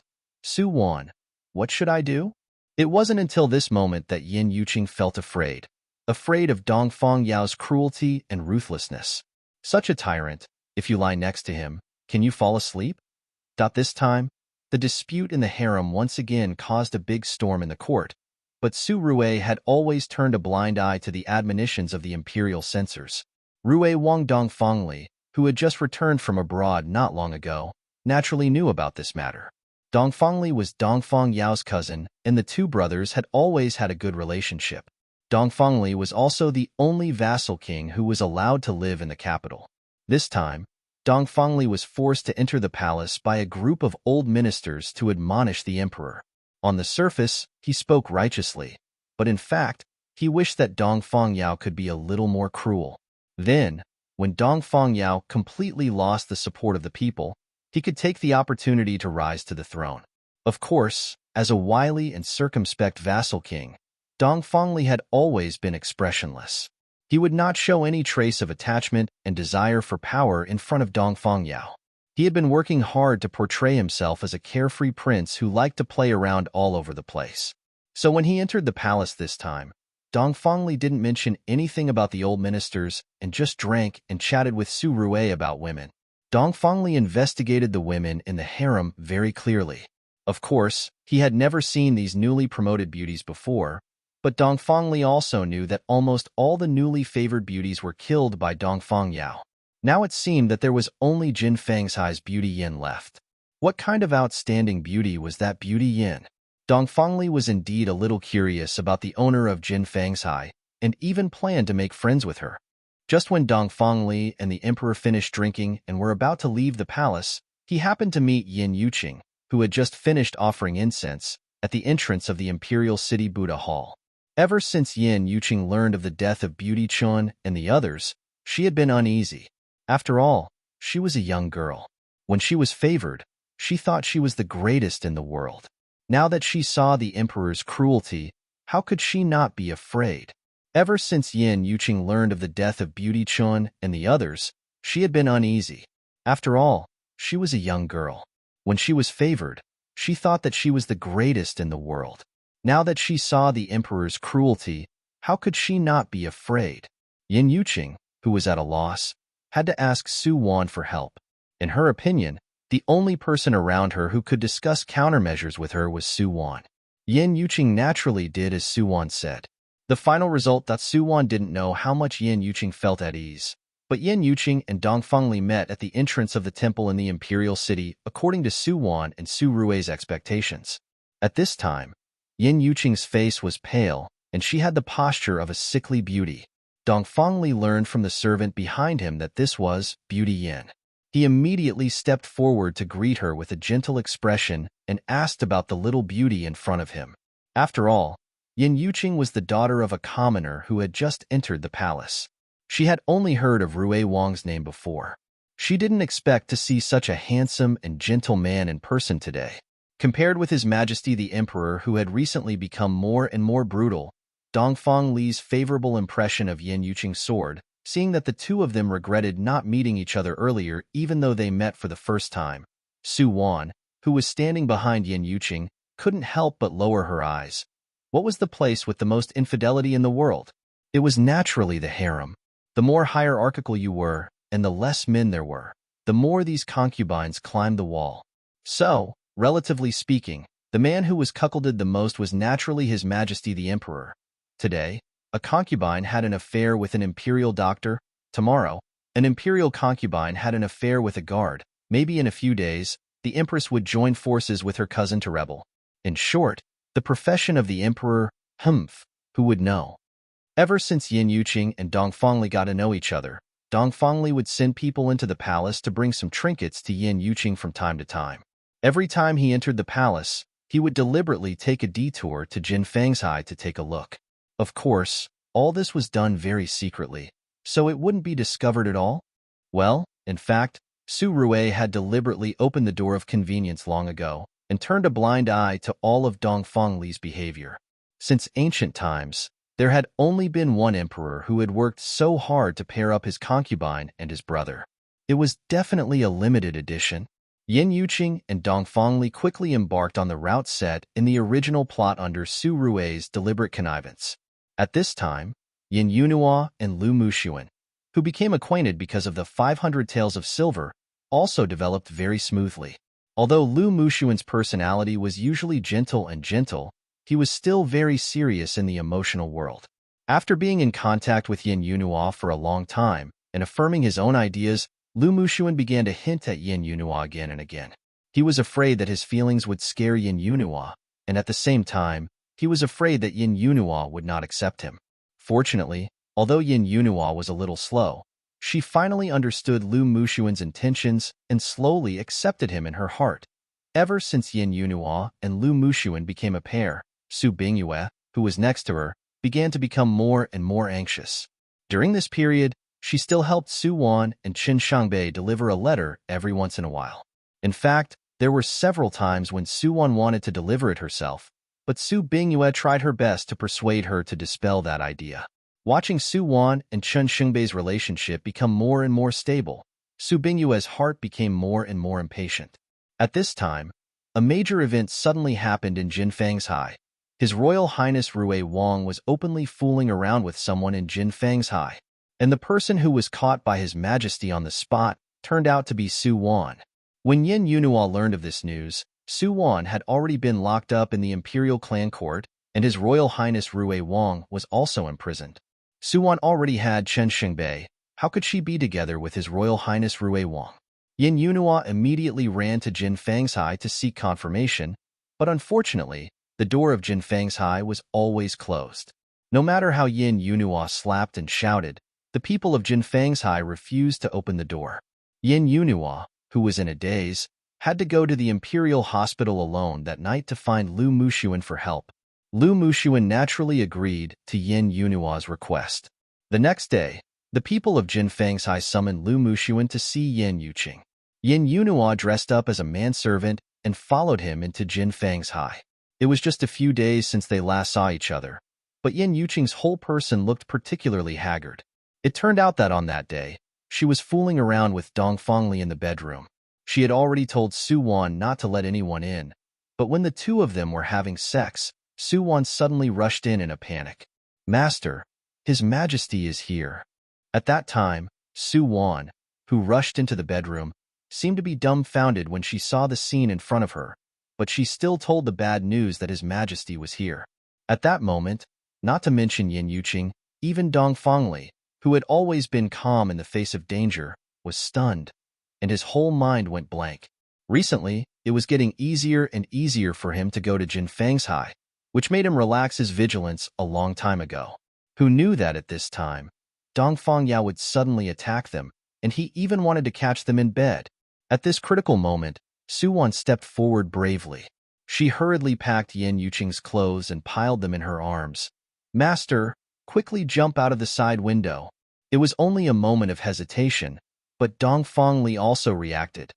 It was a capital crime to fool around with His Majesty's imperial concubine in the harem, but the crime of fooling around with the imperial concubine's palace, made in the harem, was much lighter. So, he promptly pushed Yin Yuqing out of the window, and then turned around and held Su Wan in his arms. When Su Rui entered the door with Wang Yi, he saw that Dong Fengli was planning to forcibly kiss Su Wan in his arms, and Su Wan naturally struggled desperately. In short, at that time, His Majesty the Emperor's face darkened. Su Rui almost rushed over with a big stride, and then His Royal Highness Rui Wang was accurately kicked in the lower body by His Majesty's leg sweep. He, who was not wearing much clothes, immediately fell to the ground and howled like a ghost. Seeing that Su Rui was about to go berserk, Su Wan immediately trembled and knelt on the ground and kept shouting, "Your Majesty, spare me! Your Majesty, spare me!" Su Wan's voice finally made Su Rui regain some rationality. He immediately had a gloomy face and coldly said, "Come, take them all away." When Yin Yuqing finally put on her clothes and pretended to come back from outside with a pale face and a nervous heart, she saw Su Rui leading people to take away Dong Fengli and Su Wan, who were still screaming in pain.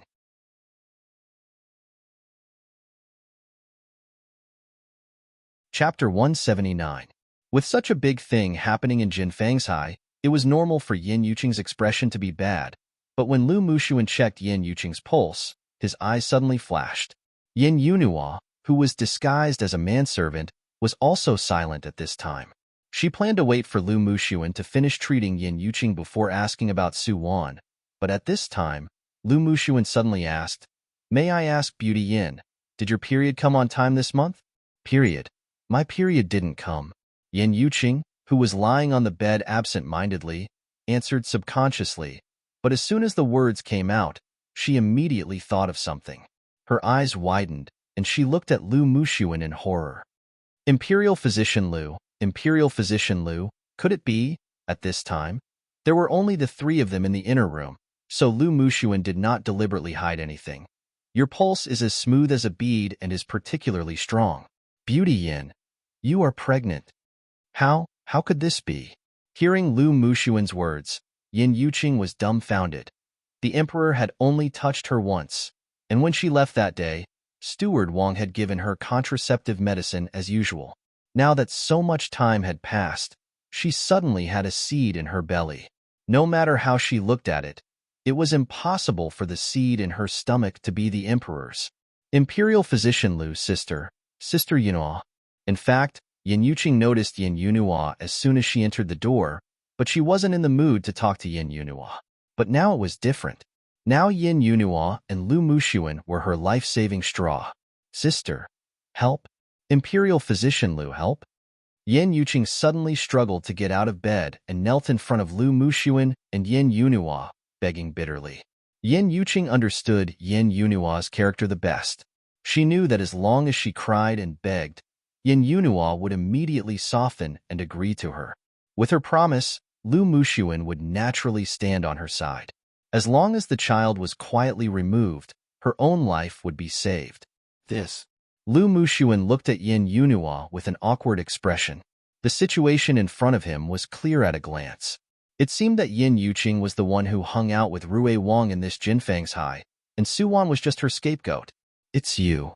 At this time, Yin Yunhua's expression was also ugly. She looked in disbelief at Yin Yuqing, who was crying like a pear blossom in front of her. Yuqing, the person who fooled around with Rui Wang is you.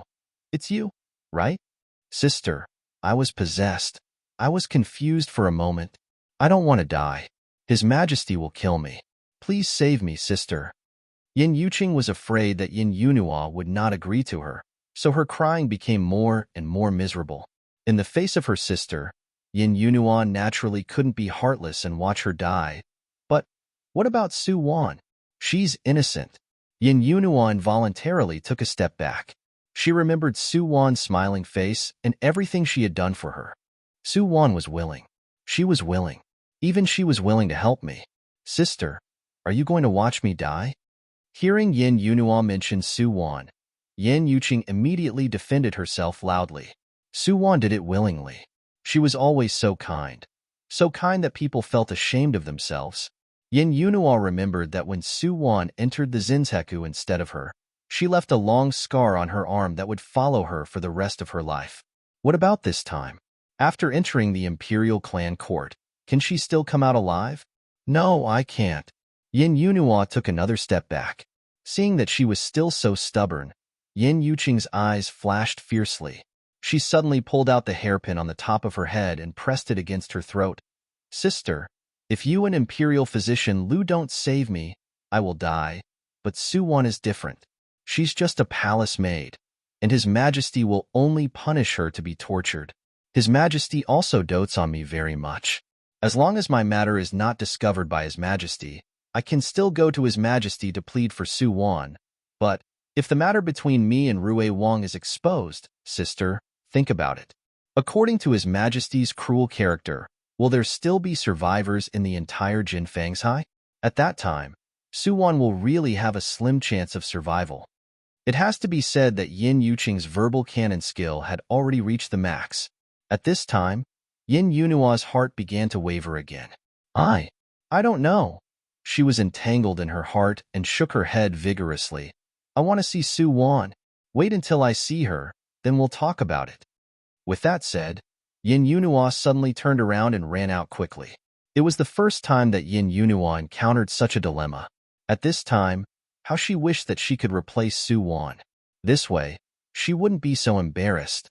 Seeing that Yin Yunhua had escaped, Yin Yuqing immediately turned her gaze to Lu Mushuan. Imperial Physician Lu, you are a sensible person. You have to persuade sister not to let her do stupid things. Moreover, she and I are biological sisters. With me in the harem, I can more or less take care of her. If something happens to me, it won't be good if she is implicated. Yin Yunhua's identity was indeed biological sisters with Yin Yuqing. Of course, when this fake Yin Yunhua entered the palace, in order to conceal her identity as an imposter, the two people had always claimed that they were biological sisters. After a long time, Yin Yunhua really regarded Yin Yuqing as her biological sister. Therefore, at this time, Lu Mushuan didn't know that Yin Yunhua and Yin Yuqing had no blood relationship at all. Beauty Yin, I will give you a few prescriptions. You should take good care of your body first. We will slowly solve the rest of the matter. Lu Mushuan calmed Yin Yuqing's emotions and prescribed her a few more prescriptions before slowly leaving Jin Fang's high. After Lu Mushuan left, Yin Yuqing wiped the tears on her face and subconsciously stroked her still flat lower abdomen with both hands. Although she really liked Dong Fengli, she couldn't keep this child. She absolutely couldn't keep it. If Lu Mushuan and Yin Yunhua refused to help her, she would have to take the risk and find other imperial physicians for help. It was already winter, and the nights in the imperial city were even colder. After Yin Yunhua came out of Jin Fang's high, she wandered around the harem in a daze. Her heart was in a mess now. She didn't want anything to happen to Yin Yuqing. But if she saved Yin Yuqing, then what should Suwan do? Unknowingly, Yin Yunhua walked to the gate of the imperial hospital again. Looking up at the familiar plaque, she couldn't help but sigh. She was really useless. She couldn't do anything right. Lu Mushuan was still treating Yin Yuqing in Jin Fang's high at this time. What was the use of coming to the imperial hospital? Sister Yunhua? At this time, a familiar figure suddenly jumped into Yin Yunhua's line of sight. It was Lu Mushuan's manservant, Fu Lu. Originally, Fu Lu and Lu Mushuan were supposed to make a house call together today, but in order to take Yin Yunhua to Jin Fang's high, Lu Mushuan lent Fu Lu's clothes to Yin Yunhua. Sister Yunhua, why did you come back alone? Fu Lu looked at the dazed Yin Yunhua and asked with some concern. Yin Yunhua didn't speak and just shook her head absent-mindedly. Seeing her in such a bad state, Fu Lu's expression also changed. Did you not find a way to save Sister Suwan? What should we do? Little Fu Lu couldn't help but start to walk in circles. I believe that a good person like Sister Suwan must be innocent. She also told me to do more good deeds. Good people will be rewarded. Speaking of this, Fu Lu's eyes were a little red. He was actually not a bad person, but he was a little greedy. However, the most taboo thing in the imperial hospital was greed.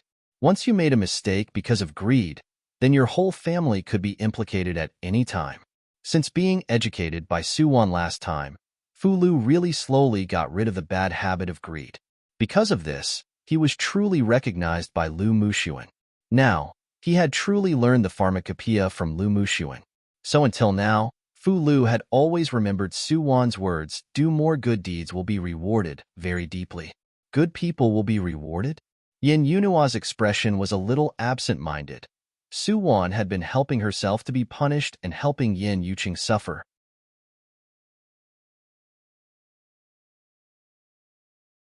Chapter 180.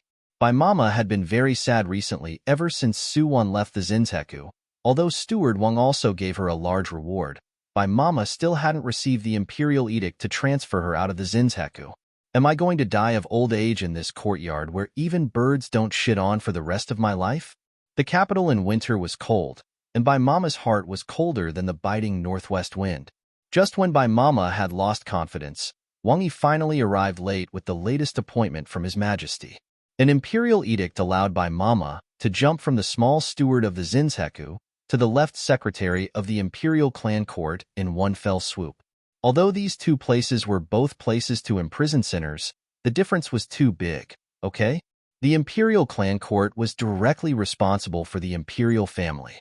In addition to the palace servants who had committed serious crimes in the imperial city, most of the people in the imperial clan court were imperial children who had committed mistakes and were disobedient.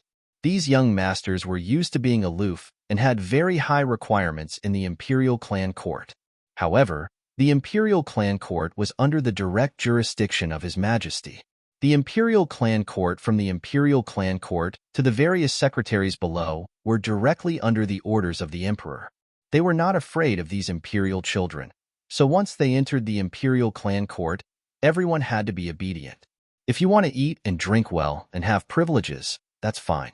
It could be said that the imperial clan court was a very profitable place, and the secretaries of the imperial clan court were all fifth-grade officials. Not only did they enjoy the salary of the imperial court, but the people of the imperial clan court were also considered to be completely separated from the imperial city and could apply for their own houses to live outside the palace. When she received the imperial edict, Bai Mama's hands were trembling. Steward Wang has worked hard. After the joy, Bai Mama hurriedly took out a banknote with a large face value from her arms and handed it to Wang Yi. But Wang Yi shook his head and smiled mysteriously at Bai Mama. Mama, it's not as simple as you having good fortune recently. You have to continue to perform well in the imperial clan court. His Majesty is watching. Although she didn't understand Wang Yi's words, Bai Mama still nodded gratefully and sent Wang Yi out of the Zinzheku with a smile on her face. Bai Mama left the Zinzheku, and her position was taken over by her confidant Yu Mei.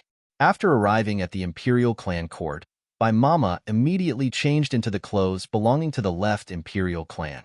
The dark silk was embroidered with the symbol of the great Shang dynasty's royal family. Bai Mama was wearing this new official robe, and her heart felt very beautiful. On the first day of her appointment, she immediately took a group of female stewards under her to inspect the women's left prison that she was in charge of. Then, Bai Mama's entire person was like a fortress. Bai Mama, what a coincidence. I can meet you here too. In the clean and tidy prison, Su Wan was sitting in front of a low table, practicing calligraphy. She heard Bai Mama's loud voice from afar. When she brought people closer, Su Wan couldn't help but greet her. Right? Look at my memory. You are now a member of Bai Zongshi. At this time, Bai Mama's heart was very complicated. She instantly thought of Steward Wang's meaningful words when passing the decree. As the saying goes, it's better to do something familiar than to do it raw. No wonder His Majesty directly transferred her to the imperial clan court. It was to continue to serve this Anna. Good. This at least shows that I served her well last time, right? Bai Mama only froze for a moment and immediately directed her subordinates to open the door of Su Wan's cell. Then she waved everyone away and approached Su Wan with a smile on her face. Miss Su, you can call me Bai Pei. This is this old slave's lowly name. What imperial clan? This old slave doesn't dare to be arrogant in front of Mississippi. Bai Pei didn't want to care about why Su Wan always stayed in such a strange place. She only knew that as long as she served this aunt well, she could be promoted all the way. And after listening to Bai Pei's words, Su Wan just nodded lightly. I can rest assured with you here. If anyone comes to see me in the next few days, men are not allowed to enter, and women are allowed to enter. Men are not allowed to enter? Bai Pei's face changed slightly. Then His Majesty, what about that, Lord? Him? Su Wan smiled. You don't have to worry about this. Whether it was the Zinzheku or the imperial clan court, there was no place that could stop Su Wan. Oh, this old slave understands. I understand. Bai Pei nodded. She bent down and glanced around the prison where Su Wan was now. Humph. Sure enough, a lot of daily necessities were available. Could it be that His Majesty still comes here every night? Thinking of the last time she accidentally bumped into His Majesty, Bai Pei shuddered all over. She secretly warned herself in her heart that she must never casually come to Miss Su's place after nightfall. The days in the imperial clan court were actually much more comfortable than in the Zinzheku. Although she was locked up in a narrow place this time, Su Wan could really relax and rest comfortably on the big bed here. Dong Fengli, who was also imprisoned in the right minister of the imperial clan court, was not so lucky. Although he failed to kiss her that day, he used his hands to hug Su Wan. So on the first night he entered the imperial clan court, the tendons of Dong Fengli's hands were abruptly cut off by Su Rui.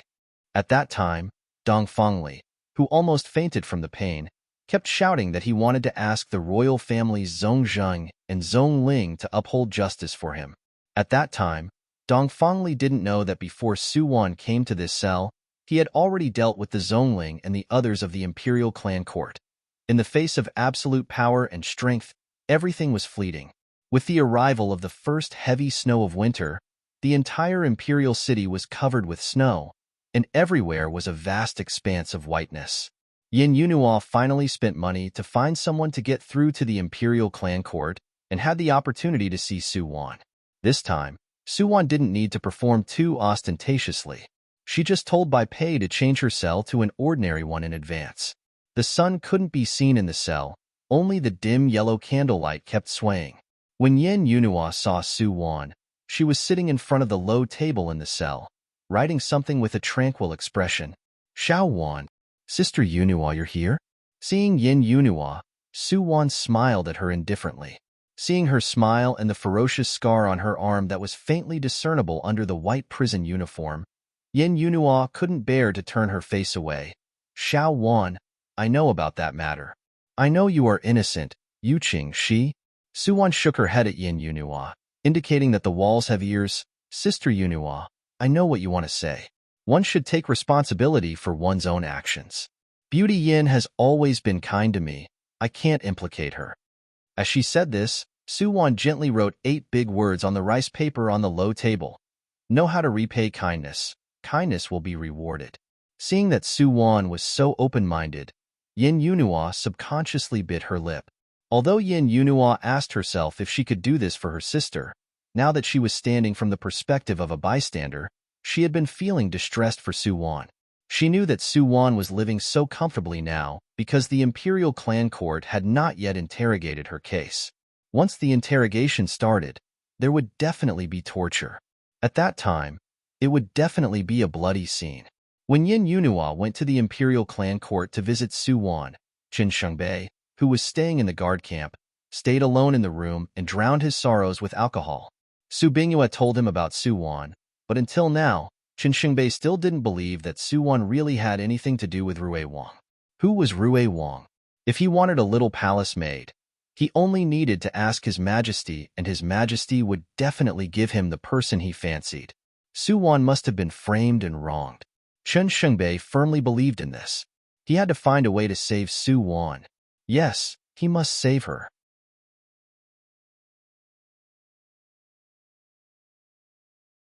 Chapter 181. Qin Shengbei's trip to the Imperial Clan Court was naturally not as smooth as Yin Yunhua's. Bai Pei had long been instructed by Su Wan to not let any man in. Qin Shengbei, who was turned away, could only stand outside the Imperial Clan Court with a faint gaze, looking at the high-walled courtyard in front of him. Su Wan, why don't you see me? He left the Imperial Clan Court in a daze. When Qin Shengbei returned to the guard camp, he saw that Su Bingyue had been waiting in his room for a long time. Big brother Qin, you went out? Seeing Qin Shengbei's bad expression, Su Bingyue couldn't help but ask with concern. I went to the Imperial Clan Court. Qin Shengbei answered absent-mindedly. Hearing his words, Su Bingyue immediately looked nervous. Big brother Qin then, did you see Sister Su Wan? Qin Shengbei shook his head and turned to sit on a wooden chair at the side. She refused to see me. Bingyue, do you think she doesn't believe me? In fact, I have always believed that she is innocent. Big brother Qin. Hearing Qin Shengbei's words, Su Bingyue's eyes flashed slightly and her face also showed a very anxious look. Big brother Qin, maybe you misunderstood Sister Su Wan. After this happened, she might not want to implicate you. Yes. Hearing Su Bingyue's words, Qin Shengbei's eyes lit up. Bingyue, you're right. Xiao Wan definitely doesn't want to implicate me. She is really too kind. Now that she refuses to see me, how can I express my feelings?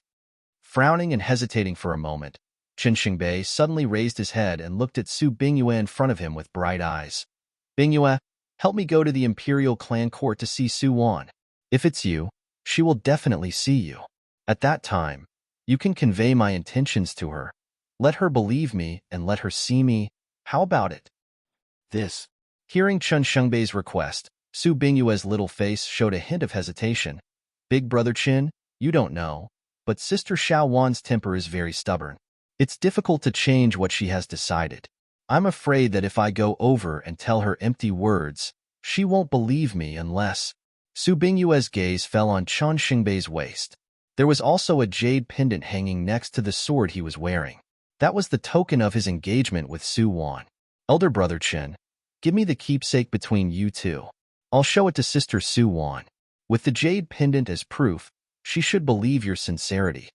At this time, Su Bingyue's words were serious and her face was sincere. Hearing her words, Qin Shengbei naturally had no doubt. He only hesitated for a moment before he had a plan in his heart. Then I'll have to trouble you, Bingyue. As he spoke, Qin Shengbei took off the jade pendant on his waist and solemnly handed it to Su Bingyue. With the jade pendant in her hands, Su Bingyue's heart was excited and nervous, but her face still displayed a very serious expression. Elder brother Chin, don't worry. I will definitely give this jade pendant to Sister Su Wan. Su Bingyue clenched the jade pendant in her hand tightly. A ruthless glint flashed across her eyes. How could a sinner like Su Wan be worthy of Shin family's jade pendant? This jade pendant would be his. It would be his sooner or later.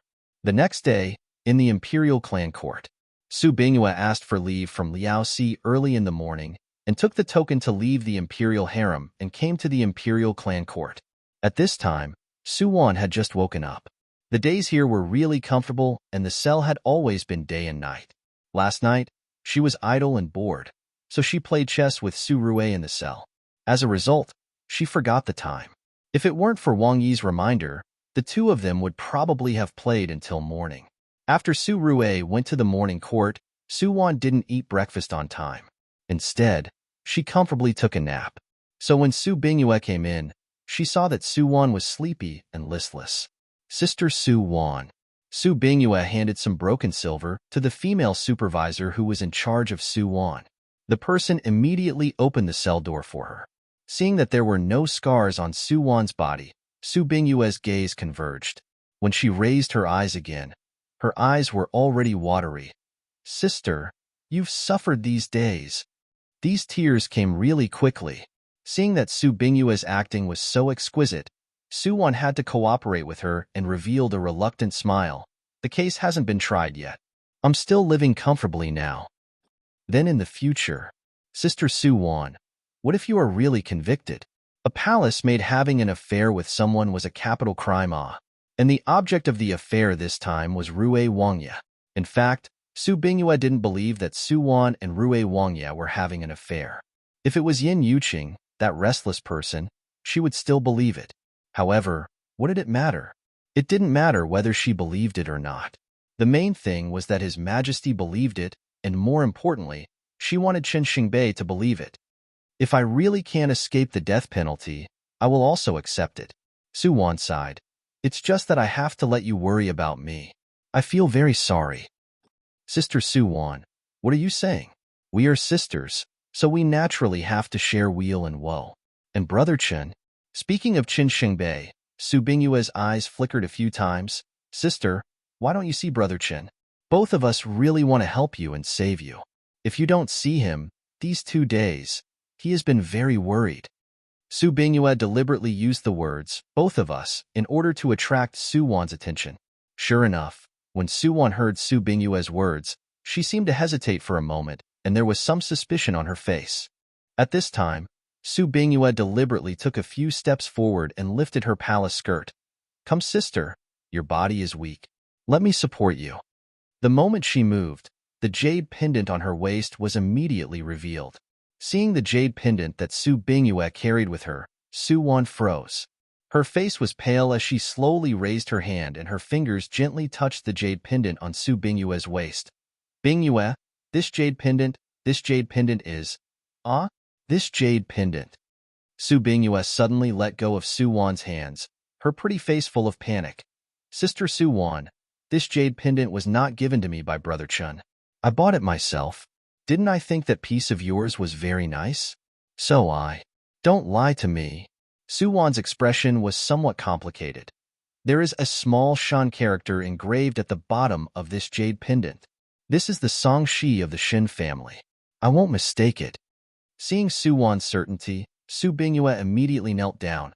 Sister Su Wan, I didn't do you wrong, but Xingbei and I, we really love each other. I actually always wanted to tell you about this, but I was afraid that you couldn't take the blow. Now that something like this happened to you, Xingbei, and I couldn't bear to tell you about this. Sister Su Wan, everything is my fault. I couldn't help myself. Don't blame Brother Xingbei. He didn't lie to you on purpose. Don't blame him.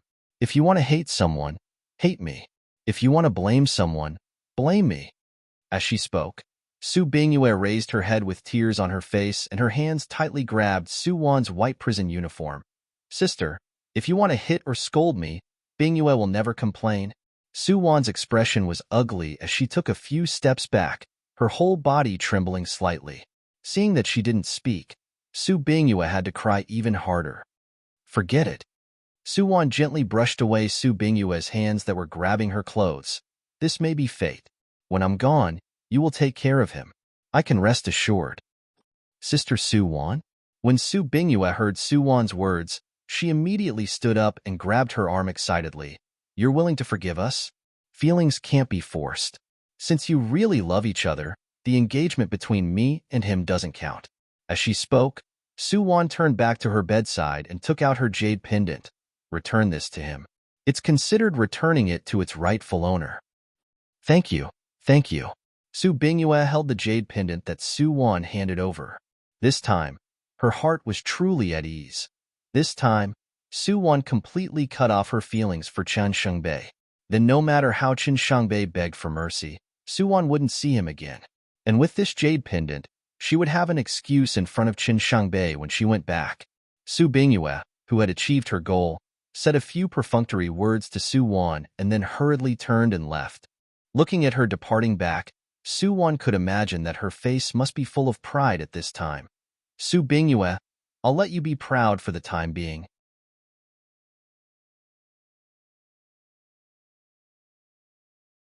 Chapter 182.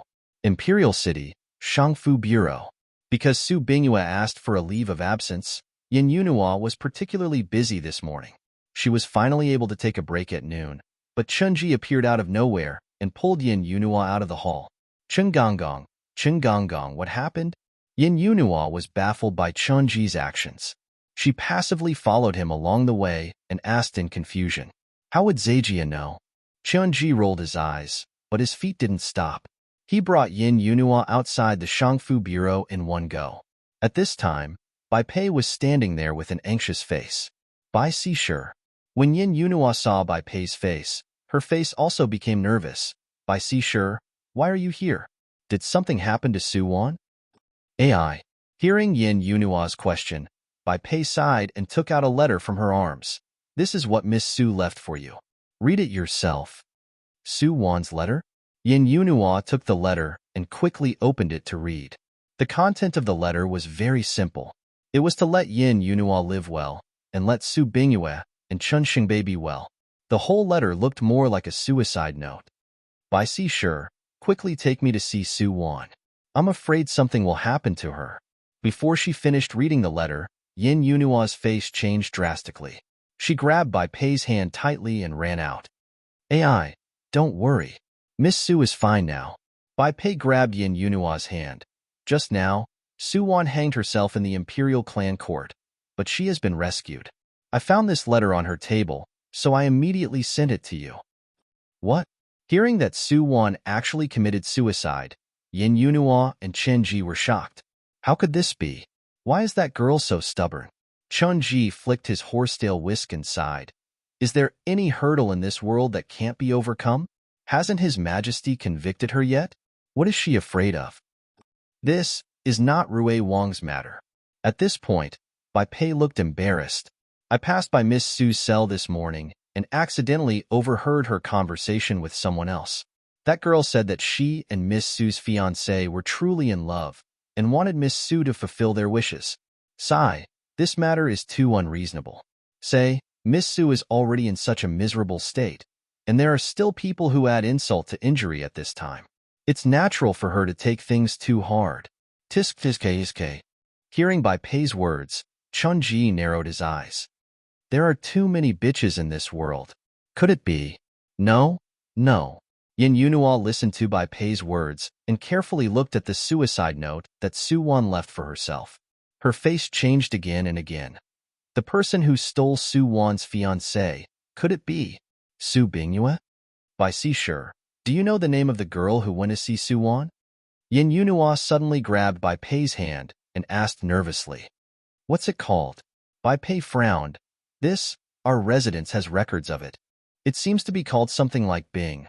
Oh, what month? Su Bingyue? Yin Yunhua trembled as she said the name. Hearing her words, Bai Pei's eyes lit up and she fiercely clapped her hands. Yes, yes, yes, it's called Su Bingyue. Su Bingyue? Just now, Zejia saw her walking to the guard camp with a face full of success. Humph, that dead girl. Zajia has long seen that she is not a good person. When it came to Su Bingyue, Chunji did not hide his dislike for her. Hearing his words, Yin Yunhua immediately grabbed Chunji's sleeve anxiously. Cheng Gonggong, help me. Take me to the guard camp. I want to find Qin Shengbei and Su Bingyue and ask them clearly. Chunji was a little embarrassed, but seeing Yin Yunhua's anxious appearance and noticing that Bai Pei had been giving him a meaningful look, Chunji's mind flashed. Okay. Zajia also wants to see with his own eyes how ruthless this adulterous couple is. Go. Zajia will take you there. I'll go and see too. Without waiting for the two people to invite her, Bai Pei also took the initiative to follow behind the two people. This was the task that Su Wan had given her. She had to see the whole process with her eyes and remember it in her heart, and then go back to report it to that great aunt. There were not many people in the guard camp at noon. Most people had gone to eat after changing shifts at this time. Today, Qin Shengbei and Su Bingyue made an appointment in front of a courtyard next to the guard camp's training ground. Qin Ji took Yin Yunhua and Bai Pei around the guard camp and finally found Qin Shengbei under the guidance of others. At this time, Qin Shengbei and Su Bingyue were talking. Qin Shengbei's emotions were slightly agitated, and his voice was very loud. His voice could be heard from a long distance. I don't believe it. Xiaowan wouldn't do this to me. She must have said this on purpose, just to make me give up. Qin Shengbei was agitated and his voice trembled. I want to see her in person. If she doesn't see me, I will wait for her outside the Imperial Clan Court. Big brother Qin, why don't you understand? Su Bingyue took out the jade pendant that Su Wan had returned to Qin Shengbei. She has already returned the jade pendant to you. She really won't see you again. She has been in Jinfang's High for so long, and is used to seeing her master's luxurious clothes and food. She wants to be a princess and wants to be a master. This kind of mood is understandable. Big brother Qin, give up? Even if you really see her, what can you do? Before I went to see her today, I didn't believe that the matter between her and Rui Wang was true. I thought that she had her own difficulties for not seeing you. I always felt that she was very kind and didn't want to implicate you. But it turns out that it's not like that. Su Bingyue's eyes were also red at this time. She raised her hand and gently grabbed Qin Shengbei's sleeve. Big brother Qin, forget about her. Aren't there many good girls in this world? Why are you so sad for someone who doesn't love you anymore? No, it's not like that, it won't be. If Suwon hadn't personally told him, Qin Shengbei always felt that he wouldn't give up.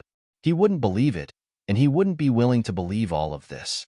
The three people not far away heard the conversation between the two people. Bai Pei couldn't help but whisper, "This is really Miss Su's good sister. She says one thing to someone's face and another behind their back." Humph. Chunji coldly snorted twice. There are many double-faced, treacherous people like this in the palace.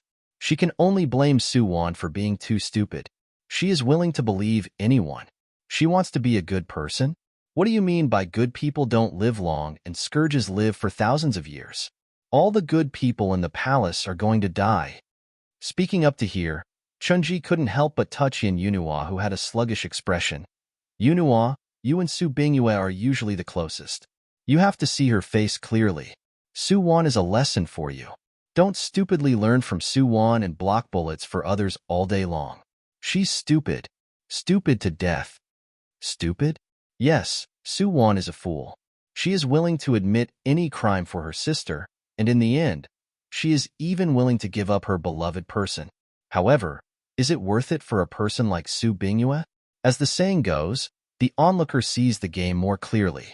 As a bystander with a conscience and a sense of justice, Yin Yunhua really couldn't stand it anymore. Su Bingyue. She rushed out and ran directly in front of Su Bingyue and Qin Shengbei. She raised her hand and slapped Su Bingyue in the face. This slap is for Su Wan. Yin Yunhua had never fought with others since she was a child, let alone slapping others in the face. This time, she was really angry and impulsive. After slapping Su Bingyue, Yin Yunhua finally vented a lot of the anger in her heart.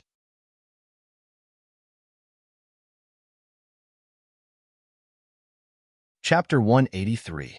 Yin Yunhua. Su Bingyue was dizzy from the sudden slap. She covered her red face and a cold light flashed in her eyes. Sister Yunhua, What are you doing? What do you mean by hitting for Sister Su Wan? Seeing Su Bingyue's innocent look, Yin Yunhua couldn't help but look up at Chen Xingbei, who was standing on the side with a dark expression. You are Chen Xingbei, right? Hearing Yin Yunhua's question, Chen Xingbei nodded. Originally, when Yin Yunhua rushed over to hit Su Bingyue, Chen Xingbei had time to stop her, but when he heard her mention Su Wan's name, Chen Xingbei instinctively froze for a moment and did not immediately make a move. Su Bingyue. Seeing that Chen Xingbei admitted his identity, Yin Yunhua turned to look at Su Bingyue again. Brother Chen is Su Wan's fiancé. You are pulling and pulling with him. Are you worthy of Su Wan? I and Brother Chen are open and above board. What am I afraid of? If Sister Yunhua feels that it's inappropriate, you can go and tell Sister Su Wan.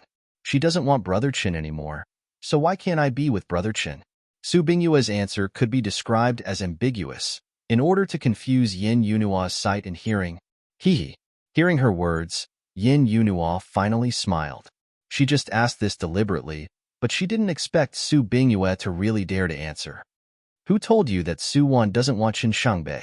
Yin Yunhua took out Su Wan's letter from her arms. Just after you went to see her, Su Wan committed suicide in the Imperial Clan Court. This is her suicide note. Su Bingyue, do you dare to tell Chen Xingbei what you said to Su Wan in the Imperial Clan Court? What? Hearing that Su Wan actually committed suicide, Su Bingyue was also very surprised, and Chen Xingbei, who was on the side, suddenly stepped forward and tightly pressed Yin Yunhua's shoulder. Is what you said true? Su Wan. How is Xiao Wan? Can she be saved? So you still know how to care about her? Yin Yunhua turned and looked at Chen Xingbei, who was obviously kept in the dark. Su Bingyue told Su Wan that you and her truly love each other. Su Wan walked on the road of no return in order to fulfill your wishes. Ice Moon. Hearing Yin Yunhua's words, Chen Xingbei's gaze fell coldly on Su Bingyue's face like a knife. Is what she said true? Did you really tell Su Wan that?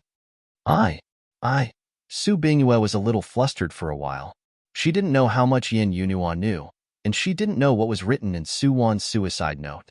It was definitely a very difficult task to think of another statement in such a short period of time without making people suspicious.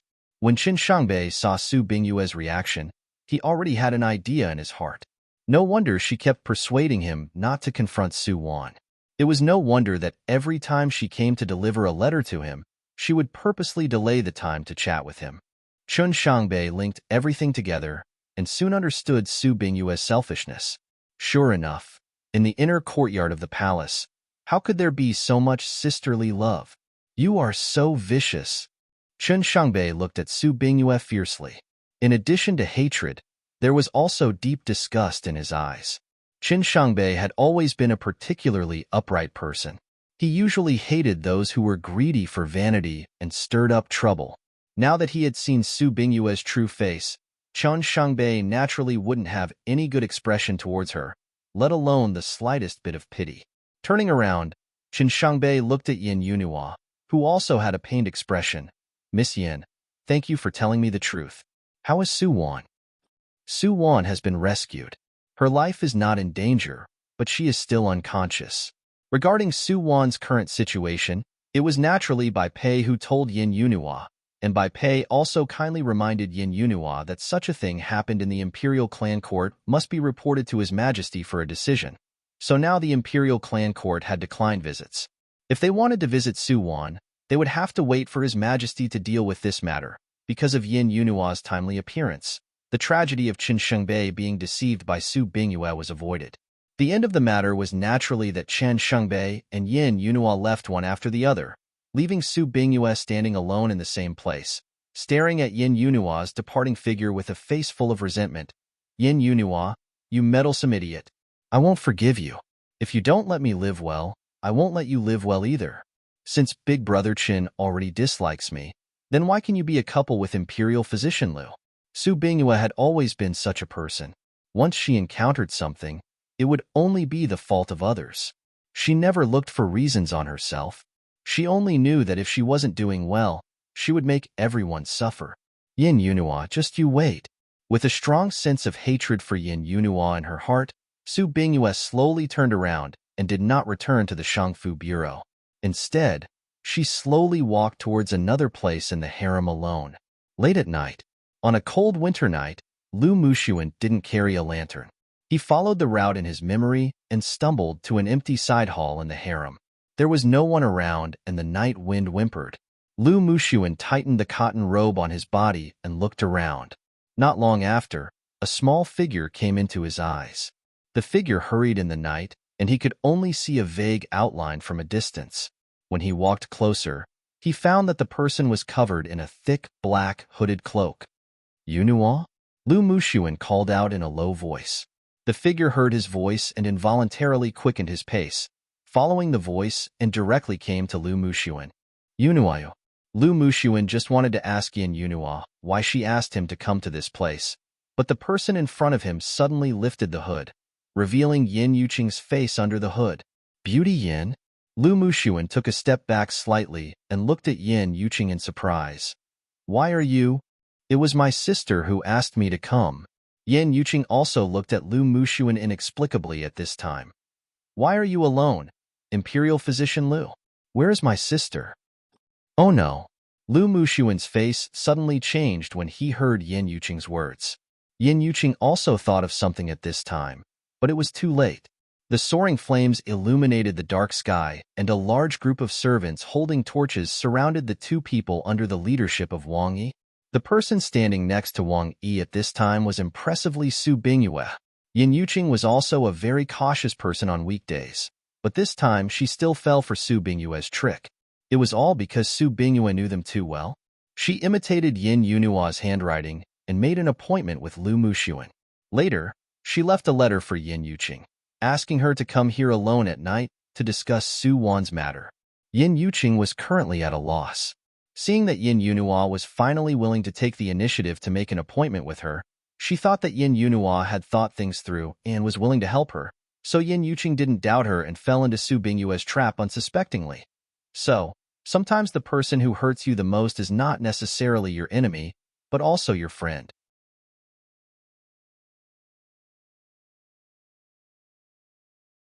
Chapter 184.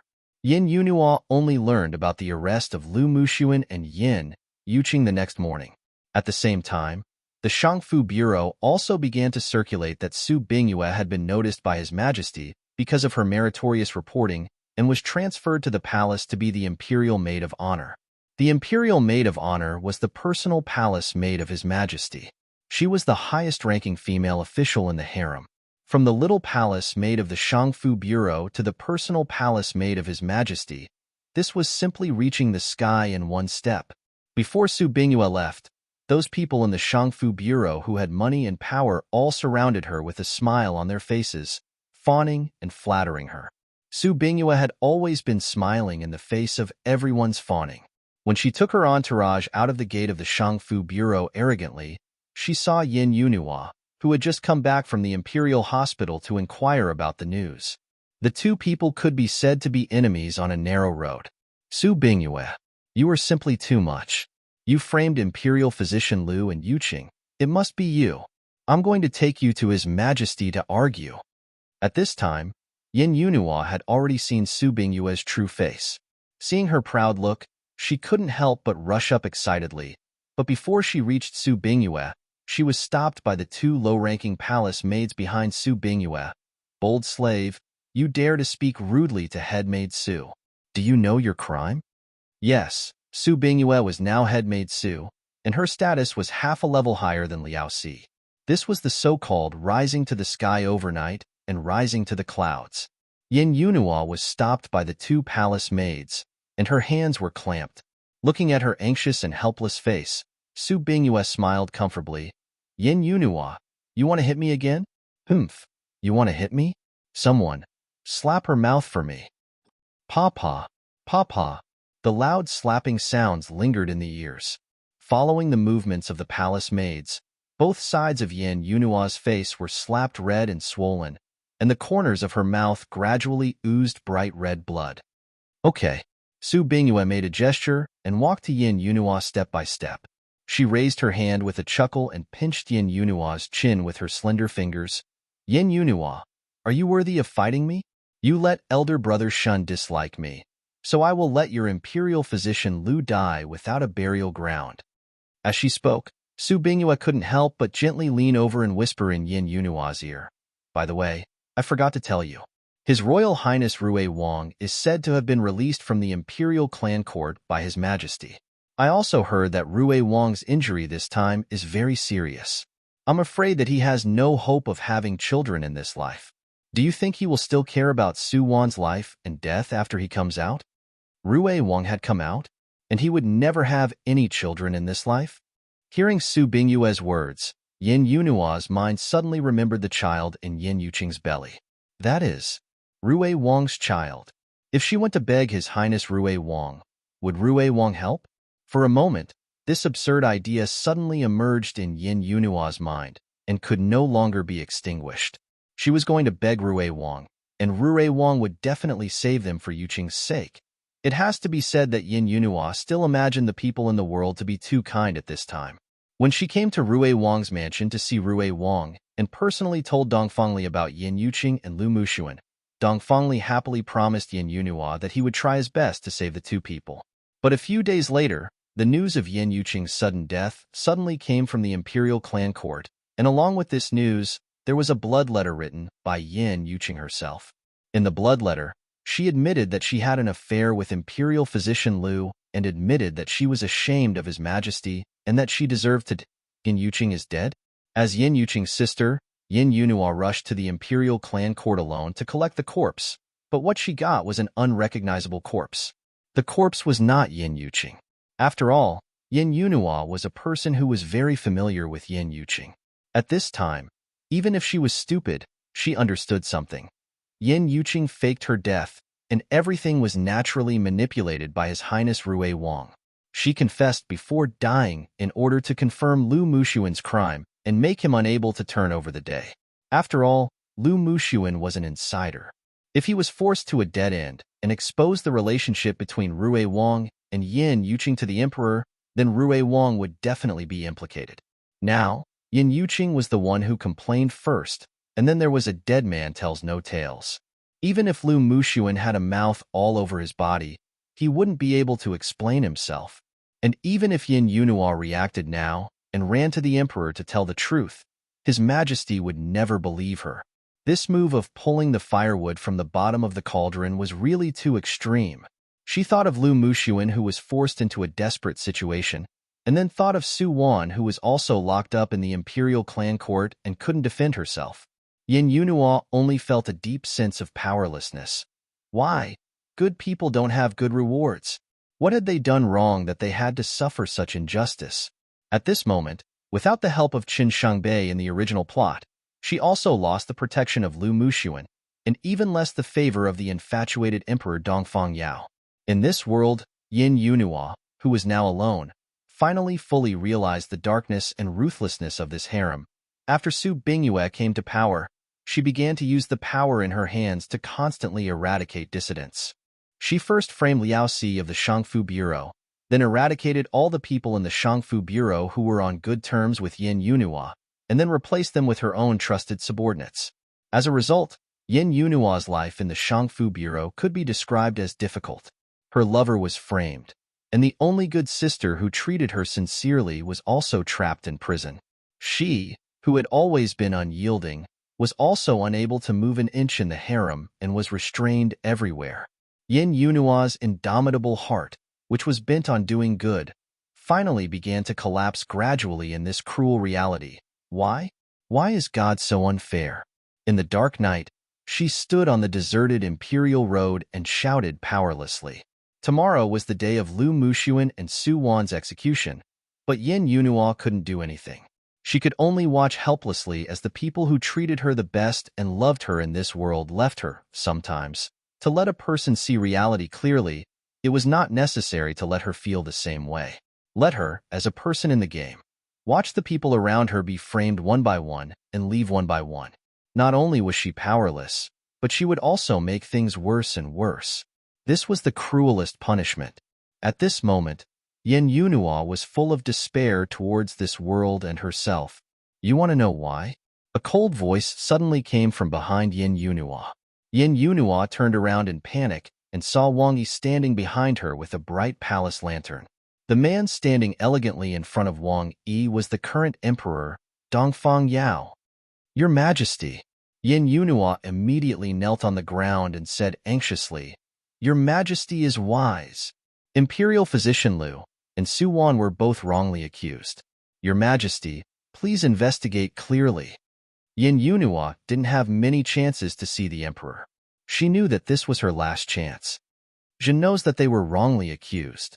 Su Rue lowered his eyes and coldly looked at Yin Yunhua on the ground. In this harem, there is no need for unnecessary kindness. That kindness is just ignorance and stupidity. Seeing Yin Yunua's shocked expression, Su Rue sneered and then slowly said, Su Wan knew that Beauty Yin made a mistake, but she insisted on bearing it for her, so she should accept the punishment she snatched. As for you and Lu Mushuan, you both knew that Beauty Yin had an evil spawn. This was a good opportunity for you to rescue Su Wan and make a great contribution, but you both gave up. Why? Ridiculous sisterhood?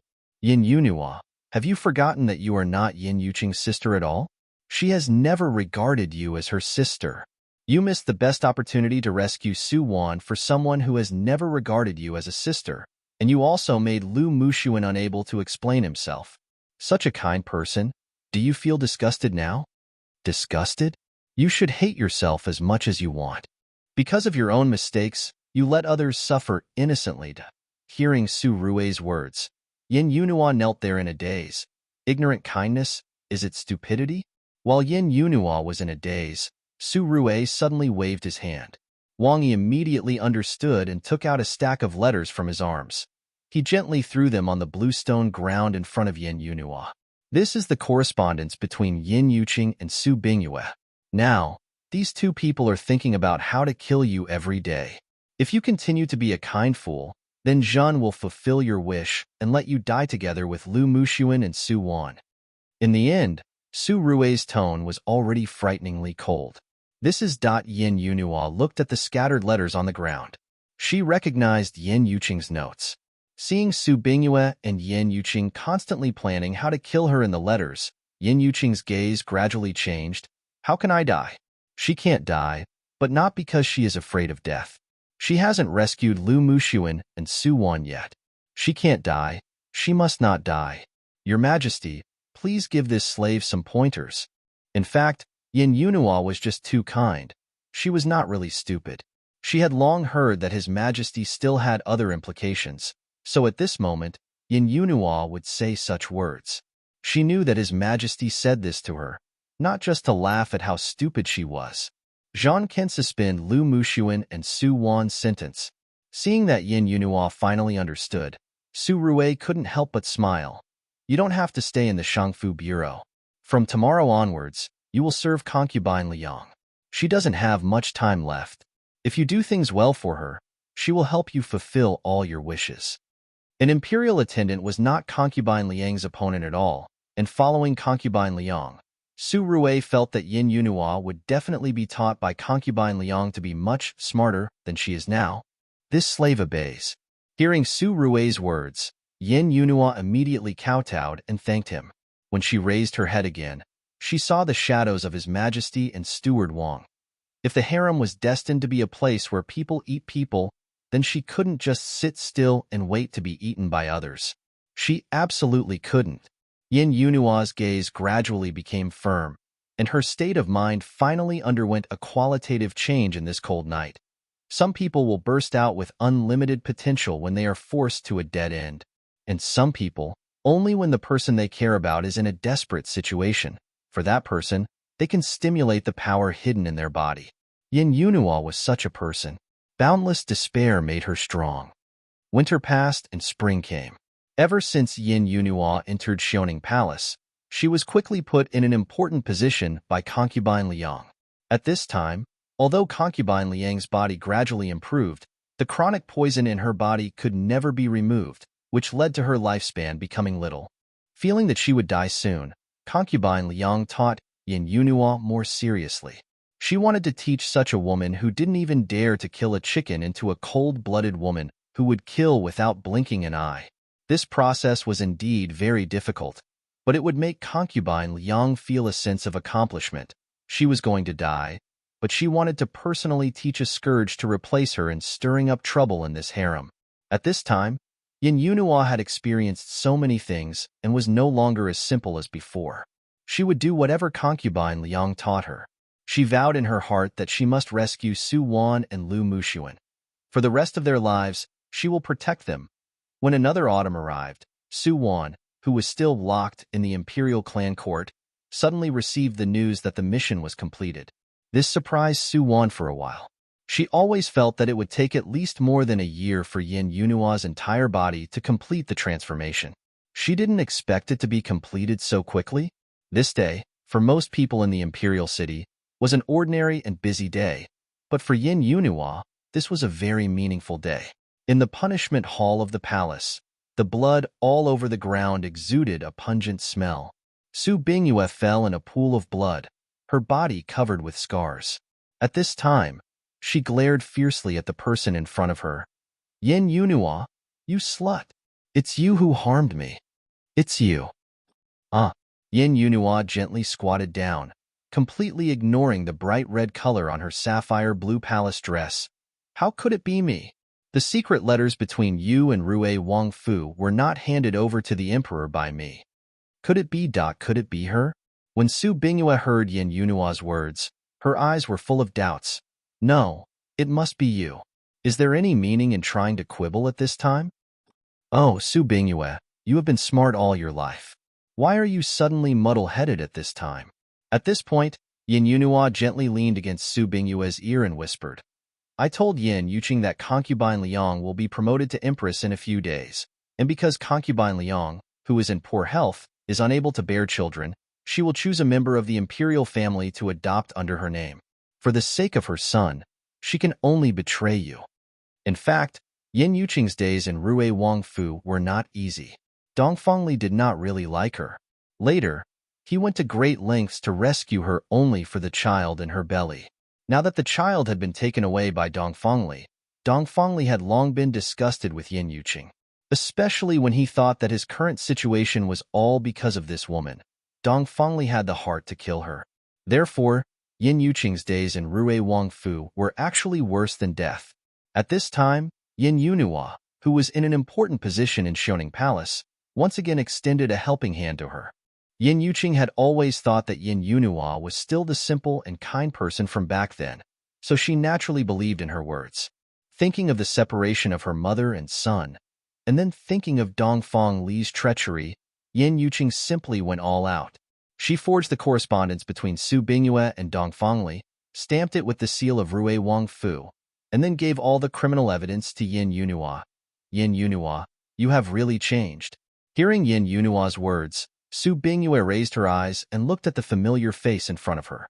The person in front of her was still the same person, but her eyes no longer had the familiar warmth from that day. People change.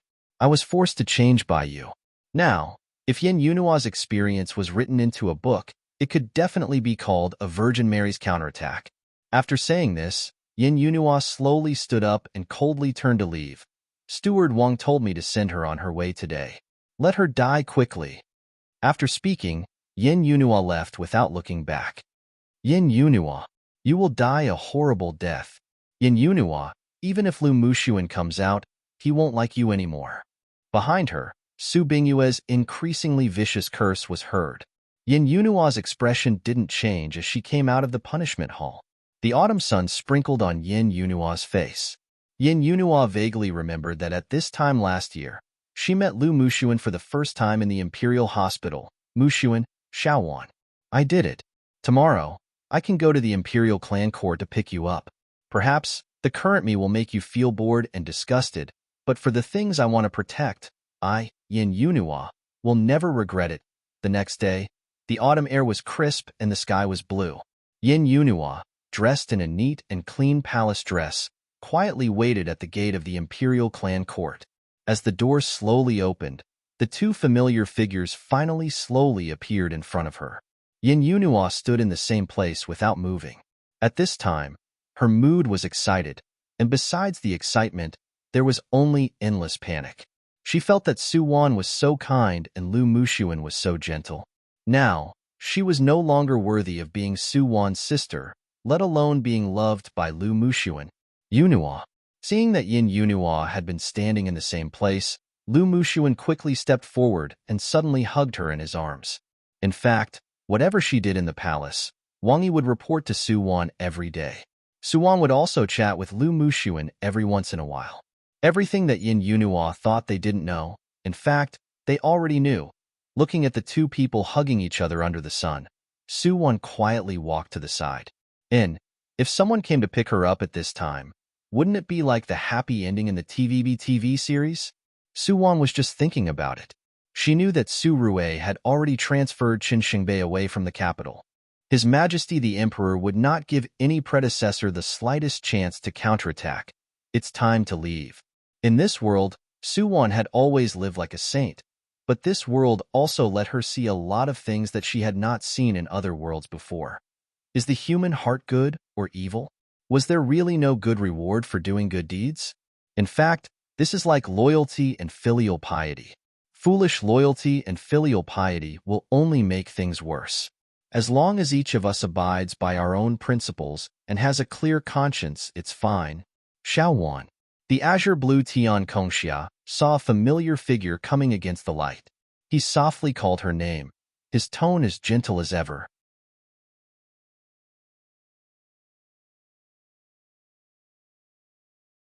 Chapter 185.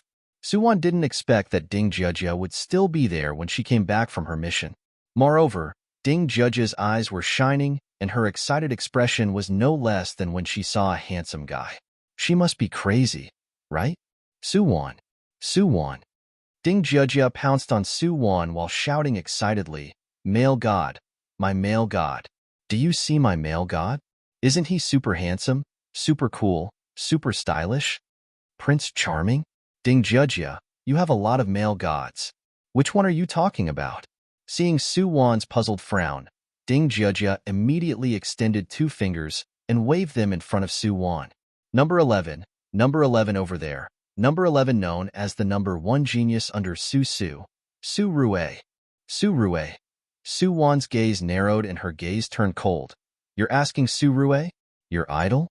And below Su, what did that mean? Su Wan was pissed, okay? Ding Jia's expression changed when she felt the pressure around Su Wan dropping to the freezing point. Fuck. Look at this baby's mouth. Once I get carried away, I forgot about Su Wan's taboo. It's said that you can't mention the two words, Sus, in front of her, or she'll go berserk.